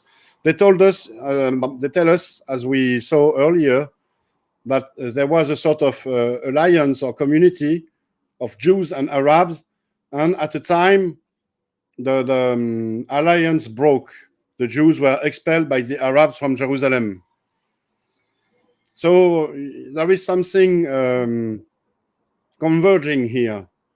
We have the sort of the same thing in the Quranic text, the literal reading of the Quranic text, and in the external sources. And so if we develop this hypothesis of an evolution, a shift in the relationship, we will get to this this diagram. This diagram is mostly a synthesis of what I already explained about the protagonists of early Islam. So at the beginning, there were Nasara and Kufar being the people of the book. This is what I already explained. Remember, the people of the book, so the Jews, are composed of good Jews and bad Jews. The Nasara, the Nazarenes, are the good Jews. They form a community, the Ummah, with the Arab Ummah, with the Arab believers. And bad Jews and Christian together, they are the enemies of the believers. This could be, in my opinion, this was the situation at the time of the covenant that is referred to in Surah 5, verse 14. It was the early alliance between the Arab believers and the Nazarene. Thereafter, the covenant was broken, and the Arab believers separated from the Nazarenes. So the enemies of the believers sort of excluded the Nazarenes. The Ummah became sort of uniquely composed with Arab believers, and the enemies of the believers expanded because they included the Nazarenes. And in a third step, much later, there was the standard Islamic narrative's reinterpretation of all of these events and all of their description within the Quranic text, leading to the diagram we already saw during the previous presentation, leading to the vision of the protagonists of early Islam according to the standard Islamic narrative. So the Al-Kitab, the people of the book, being the Muslim plus Christians plus Jews, the mushrikun being pagans and also Christian by extension, and all of them, Christian, Jews, and mushrikun, being the enemies of the believers and being all infidels, kufar. This would have been this is I think a very interesting way of understanding the evolution of the relation between the Arab believers and the Nazarenes. And this was due to various events, and the standard Islamic narrative completely changed the way we look at the Quranic text. It changed the meaning of the words. It added stories, external stories, to justify another story, and the literal reading of the Quran became hidden under a cover of thousands of stories and reinterpretation that sort of prevent Muslims from seeing what is already before their eyes. Because the literal reading of the Quran is not that difficult. It's easy. You just have to look at the text for what it really is. But it's very difficult for someone who has been bred and taught within the Islamic narrative to look at the text with a fresh eye, and a different way than the Islamic way. Another, yeah. You make me think of something. I just want to mention some. This is linked to my polemic series, which is the Islamic polemic against Saint Paul and the claims of tahrif, or the corruption of the Bible, which generally leans towards they are misinterpreting, and then later on you get this emphasis on no, they have rewritten, they've edited, they've changed the text. First you had misinterpret, and then you had edit, right? But just want to bring up something, because there's a parallel to the story that you're speaking of, these believers, this the people. So I'm not going to go into all the context, but so Paul has a vision that he wants to reveal only to a small group. This is how Paul destroys Christianity, right? This is one of those stories. He sends everyone away except Yaqub, Nastor, and Malkun, okay? Jacob, Nestor, and Malcolm. Now, these are the three branches of Christianity at the time. And of course, Nestor is like, 5th century? So Paul is alive in the 400s chatting with Nestor, but okay, we'll just let that go. Malcolm is like 7th century. Paul is 600 years old at that time, but fine, we won't argue with that. And there's a fourth person. Is supposed to be the brother of Jesus? I think so. You represent the Jewish Christianity?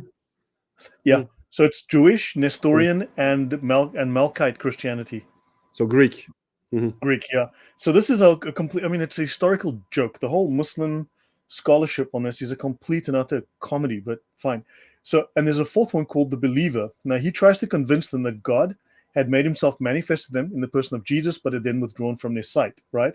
This statement caused discussions, and the various Trinitarian doctrines arose. Now, remember, there's a lot of previous detail I'm just excluding, because Paul tries to create dissent. He gives a different story to each group to cause division deliberately, right? And he says, you're the main guy for me, here's the truth. And he goes to the other guy, you're the main guy, here's the truth. And he causes this fight. But now the believers stress that all this was contrary to the true teachings of Jesus. Now, my thinking, before I go on further, is that the story you're telling is kind of a parallel to this, where there's this small core of believers. So this narrative idea, this narrative meme seems to have survived within Islam. So so the believers that believed that all this was contradictory to the true teachings of Jesus. Consequently, he left them and he urged his followers to remain faithful to the only true teaching, that of Jesus. So the Muslims claim that they are the only ones that have retained the true teachings of Jesus, the truth of Jesus. Paul corrupted it and gave all the other groups the wrong teaching, and they have retained this. Each of the four was taken into Paul's confidence. They gathered a group of followers. The believers had the smallest group, or the believer, one believer. Paul urged the other three to fight the believer and his followers. And so they fled to Palestine, where they were taken captive by the Jews. Now remember, these are real stories of the Muslims back in the day, us poor victims. They asked the Jews to leave them alone, since they only wanted to live in caves in hermitages and on mountaintops. This is monks. This is odd because Mhm. it's not part of Islam. And to wander about through the countryside, but these are Muslims making these claims about themselves. Their offspring introduced heresies into the religion, except for a small remnant of followers of the Mhm. believer who survived among them and stayed loyal to their original doctrine. And the Crusades were fought to stop the Muslims from introducing the truth to Europe. So the Crusades was an effort by the Christian kings to stop the believers' followers from going to Europe and saying, hey, we've got the truth of Christianity, we're going to share it with you.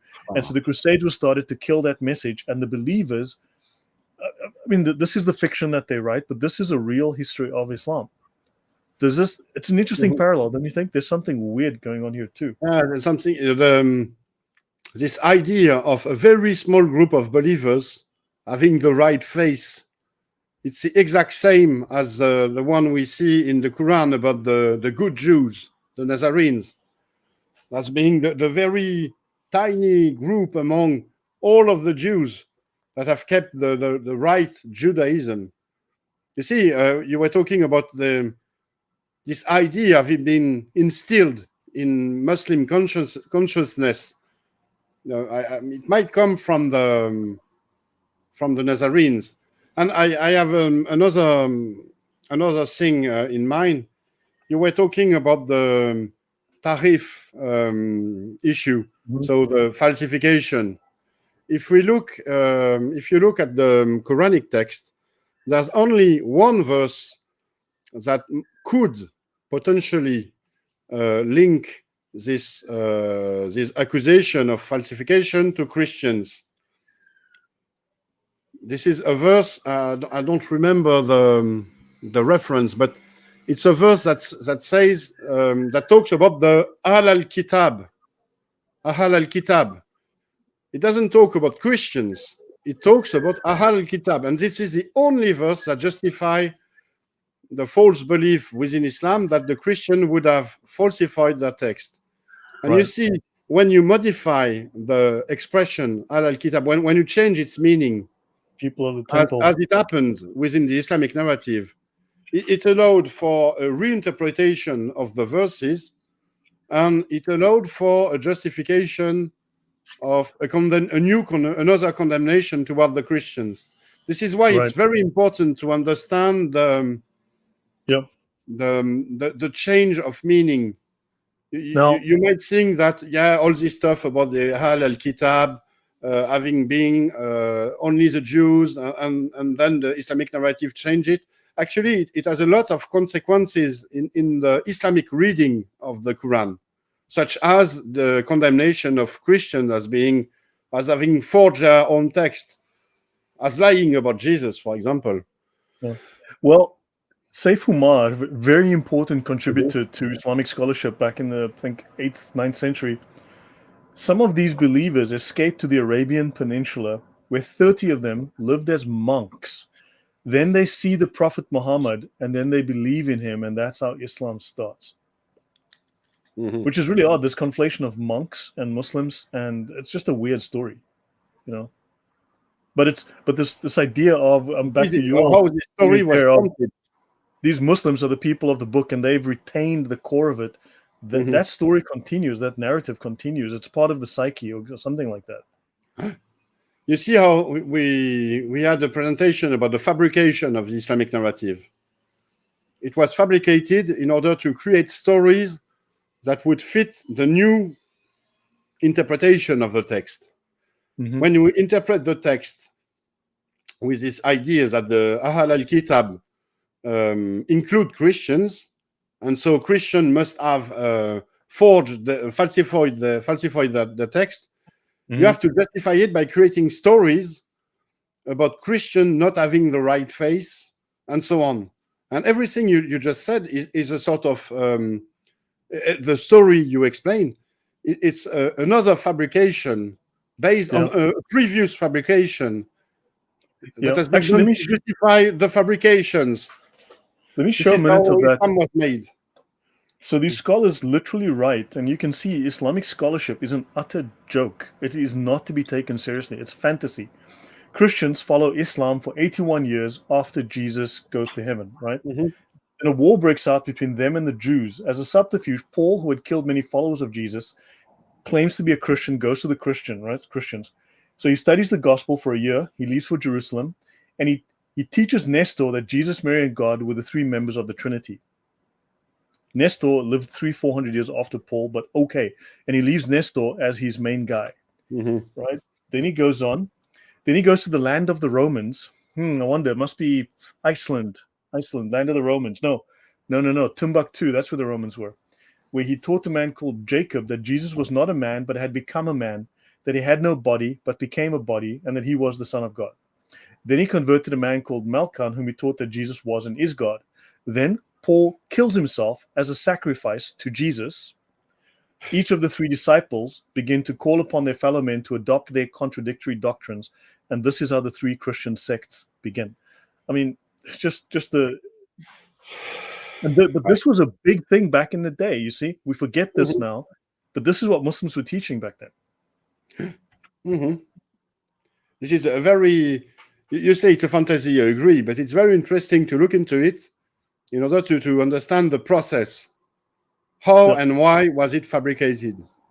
Hmm. I It just thought tells it us gives us clues. a lot of things about Islam. Islam is something, I already told you this, it's much more than the Quran.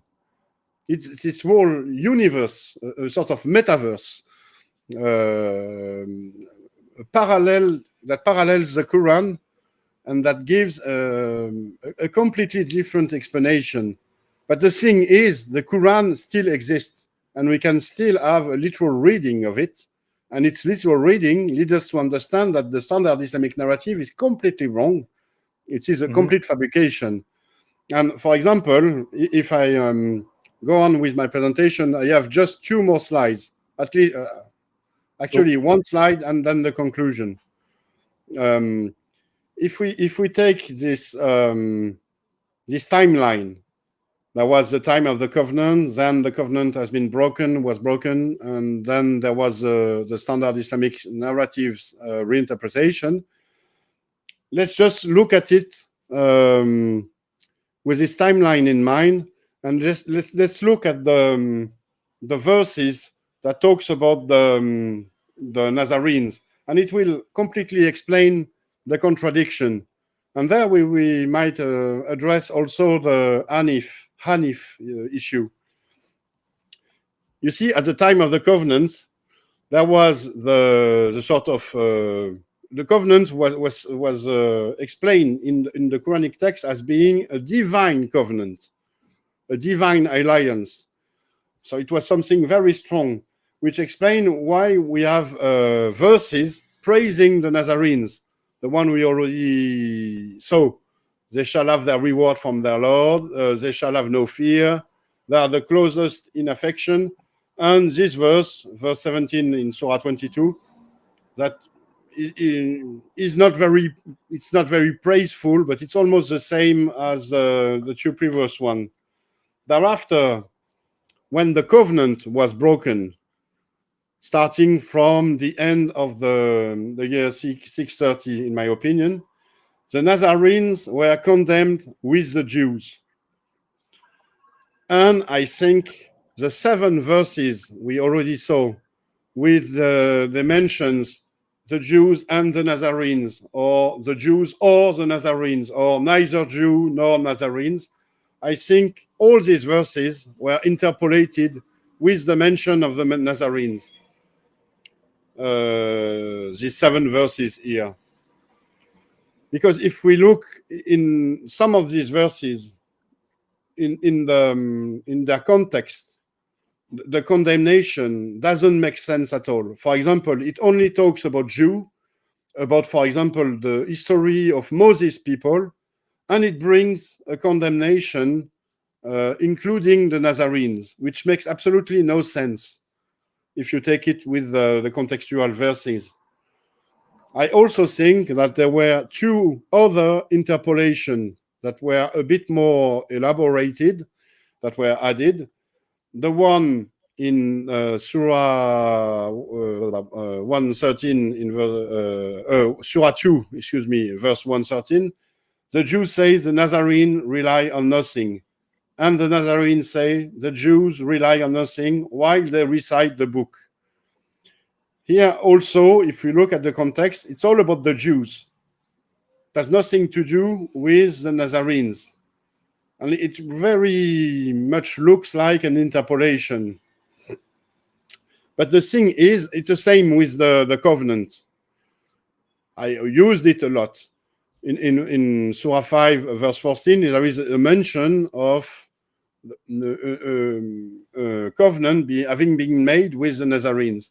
If you look at the contextual verses, it talks about the covenant having been made only with the Jews from the time of Moses and so on.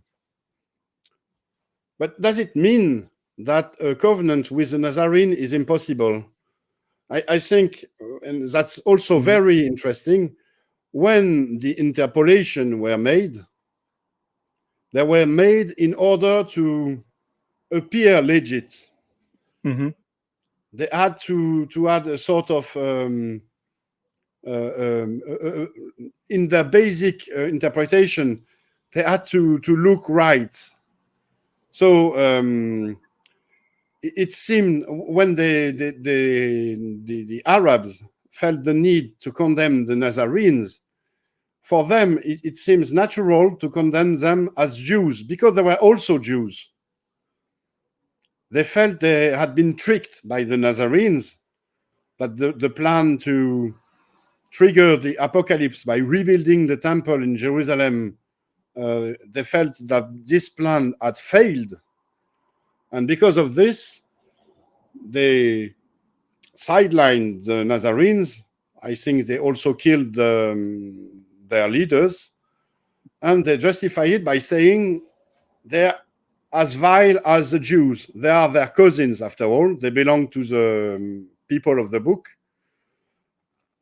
And so there is a sort of varnish of legitimacy to the accusation. They could not have forged accusation out of the blue without any link to the real thing, the reality. And when we look at the story of the covenant, I don't think it means there never was any covenant with the Nazarenes. The one who forged this verse, the one who interpolated with those who say we are Nazarene, we made a covenant, he did not invent this idea of a covenant. He wrote it there to condemn the Nazarenes and to conflate the condemnation with that of the Jews. But he could not have invented a false covenant. Otherwise, his interpolation would have meant nothing. It would not have had any meaning for his contemporaries. You see, those interpolations are false, of course, but they had to have a sort of right feel to it. Yeah, no, it had to be mimic the facts or the truth. So even though they are interpolation, we can still learn some things thanks to them about the Nazarenes. But because they are interpolation, they also led to discrepancies and incoherencies. You see, the verses praising the Nazarenes are much more coherent than the verses condemning the Nazarenes with the Jews. And that's the thing with all the textual manipulation of the Quran. They lead to incoherencies and discrepancies. For example, if you add "and the Nazarenes" to the verse, "Oh, you don't take the Jews for allies, for friends, allies, don't take them for friends." Excuse me. Oh, you who believe. Okay, I have the verse here. Do not take the Jews for friends. They are friends of each other. and you add Yeah. and the Nazarenes. Or you believe, do not take the Jews or the Nazarenes for friends, they are friends of each other. It changes the meaning of the verse. Okay, it still condemns the Jews, it also condemns the Nazarenes, but it says something that is incoherent. And we already looked at it. It says that, for example, that it says that the Jews and the Nazarenes are friends, and they were never friends. And the Islamic reading of the word Nazarene as Christian makes even less sense. And you see, by mingling with the text, you had incoherencies over incoherencies. You create Mhm. layers of discrepancies, and in the end, it tells us that it's a very strong clue to tell us that the text has been interpolated, that the text has been tampered with. And it's, I think, the same with the Hanif stories. You see here, I reference verse 3, verse 67 in Surah 3, which tells us that Ibrahim was neither a Jew nor a Nazarene. He was a true Hanif. And there are many other verses like this. If you subtract the Nazarene from the verse becomes, and I think it was its original version, Abraham was not a Jew, he was a Hanif, and he was not one of the associators. And you see then that this original version is much more simple, much more easy to understand. It's a condemnation from a Nazarene perspective of the belief that the Jews are the descendants of the spiritual descendants, the rightful descendants of Abraham. It tells, no. You are not the rightful descendants of Abraham, because Abraham was not a Jew. He was a Hanif. He had the true faith. Like us, the Nazarenes, we are Hanif. And I think this answers your questions and the issue you were pointing at, the Hanif issue you were pointing at. What do you think of this, Lloyd? No, it makes sense. I mean, I think it's a fairly logical conclusion to draw. It's And logical. It's logical, yeah. As for verse 930, we already spoke about it. And if I just want to finish, in order to finish this, let's go to the Islamic reinterpretation of the text that happened from the 8th century, but the fabrication of the Islamic narrative is a process that never ended. It's still going on now. So for centuries, they invented stories about Muhammad, about the revelation, the circumstances of the revelation. And it led to the fabrication of an apparently coherent Islamic narrative that reinterprets the text. And it led to the erasure of the memory of the Nazarenes. When you think about it, it's something amazing. Their memory was erased, and even their own name was taken from them, because Nasara in the Islamic narrative has become Christian or equivalent to Christians, and the very memory of this group has vanished. There are remnants, ideas like the one you spoke about, the idea of a very small group having the right faith against all the others. But that's the thing with the Islamic narrative. It covered it covered the actual stories, and it redefined everything. It redefined all the protagonists of early Islam and so on, and it invented stories, a false pagan background, and so on. And this led to a huge, widespread, a huge increase in incoherencies. You see, we have a first layer of incoherences due to textual manipulation, interpolations, for example, that happened. No, I remember I said it's in the 7th projection. century. Whatever they've done, they projected that on the others. I said last week it's projection. What they were doing is You have to already have in mind this thing. They are already there.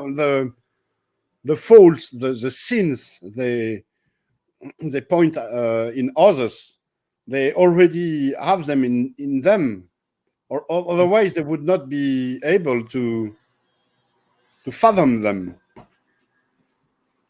Yeah. And So, this is a thing that is very important. This huge amount of incoherencies and discrepancies, because there are clues that leads us to understand how the narrative was fabricated, and it helps us go back to the original text and the actual story. And this is what I did to write my book. I work backwards. I sort of reverse engineered the Islamic narrative, or at least its fabrication. All right, this leads to my conclusion, which is just a synthesis of what we saw. From the literal reading of the Quran, we get to understand that it addresses a Jewish polemic between two currents of Judaism: Judeo-Nazarenism, which is a forgotten, vanished, disappeared Jewish group, and Rabbinism, as in Talmudic Judaism, where the Arabs listening to the preaching are drawn in. The Quran references Judeo-Nazarenism, calling its member Nazarenes, and they are described as being the very few good Jews opposed to all the other bad Jews, described as being Kufar, coverers, or rabbinic Jews. They are the upstanding community, the righteous community among the Jews. They recognize Jesus as the Messiah, but not his divinity, therefore opposing Christians. They hold the Torah and the Gospel sacred. They still have their unaltered text in their possession. They have the true faith. They recite the verses of God. They command right, forbid wrong. They believe in God and in the last day. They established when they say command right and forbid wrong, I mean, is that the Islamic practice or their own practice? It became an Islamic practice, but it was the own way of, it was the Nazarene way before Islam. Before Islam, the Nazarenes already developed this way of thinking out of Judaism. It's very close to the Second Temple Judaism. It's very, very close to it. The difference with the Nazarene is that I think is that they developed a global political messianism that did not exist in the time of the Second Temple Judaism, before the destruction of the temple. And so the Jewish Christian faith evolved around this new idea of messianism. Anyhow, we have established the existence of this Nazarene. It's very important. Remember, in our introduction, I was referring to studies about the Jewish Christian groups in the late antiquity, explaining that we lose trace of any such group around the 4th, 5th, 6th century. But no scholar, apart from Edouard Marie Galès, has used the Quran as an historical source yet. And thanks to the literal reading of the Quran, we can now justify the existence of Nazarenes in the 7th century. They are described by the Quran. Their very existence is justified by the Quran without reliance on external sources. That's very interesting, because external sources, independently from the Quran, they seem to corroborate this, as we saw. So one could, from the starting point of the existence of Nazarenes, thanks to the literal reading of the Quran, one could hypothesize that these Nazarenes, these Quranic Nazarenes, share similarities with those mentioned in earlier ancient texts. And this is what Édouard Marie-Galès did in his thesis, Le Messie et son prophète. And this will be my conclusion. Over to you, Lloyd. It makes sense. I mean, if you logically stack up, as you said, they recognize Jesus as the Messiah. They do this, they do that. There's a consistency there. There's a story to be taken out of it, even though the Quran tries to be vague. And this matches up with various stories. I mean, as nonsense and corrupt as they may be, but it does line up with certain facts that we can reference within the other Islamic texts, and then also from history. Mm-hmm. So I mean, so there's other evidence that sort of aligns with this. There seems to be certain cultural threads that align with this as well. And Mm-hmm. so yeah, I mean, they've covered the truth. Certainly, they've confused the heck out of it, but you can still piece together certain facts. You can say, look, this seems reasonable, that seems reasonable. So yeah, conclusions can be drawn. One of this, an element of this conclusion would be to state that the Nazarene had a crucial influence on early Islam, obviously, or at least they had a crucial influence on the faction that took Jerusalem. Because this literal reading of the Quran only tells us about the conquest, the project of conquering Jerusalem, rebuilding the temple, and so on. It doesn't tell us about the conquest of Egypt or Syria or Mesopotamia. So we can only assume an influence on the faction that took Jerusalem. But we can also assume that they had somehow an influence and a sort of part in the writing of the Quran, since they are mentioned in the Quran. And this leads to the question, what part did they play in the writing of the Quran? And so what is the Quran? Which is a matter for many other presentations. And it also reminds me that we promised your audience a presentation on the Jerusalem thesis, Yeah, which is, in my opinion, the thing as well, though. Before we go to the next one. Yeah. So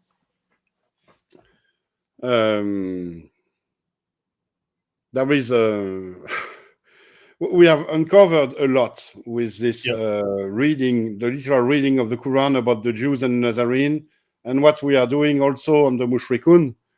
But there is still a lot to say about many things in Islam, about the Quran, about Jerusalem, the temple in Jerusalem, and so on. It's all in my book, but I'm sure we will have other presentation on all these matters.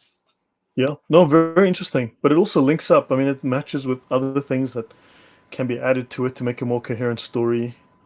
And yeah, all very interesting. So yeah, we can call it a night. Then I can run off and go do that thing called eating, which I haven't had a chance to do so yet. It's been a bit dense. Yeah, no, it is. Yeah, but I get it.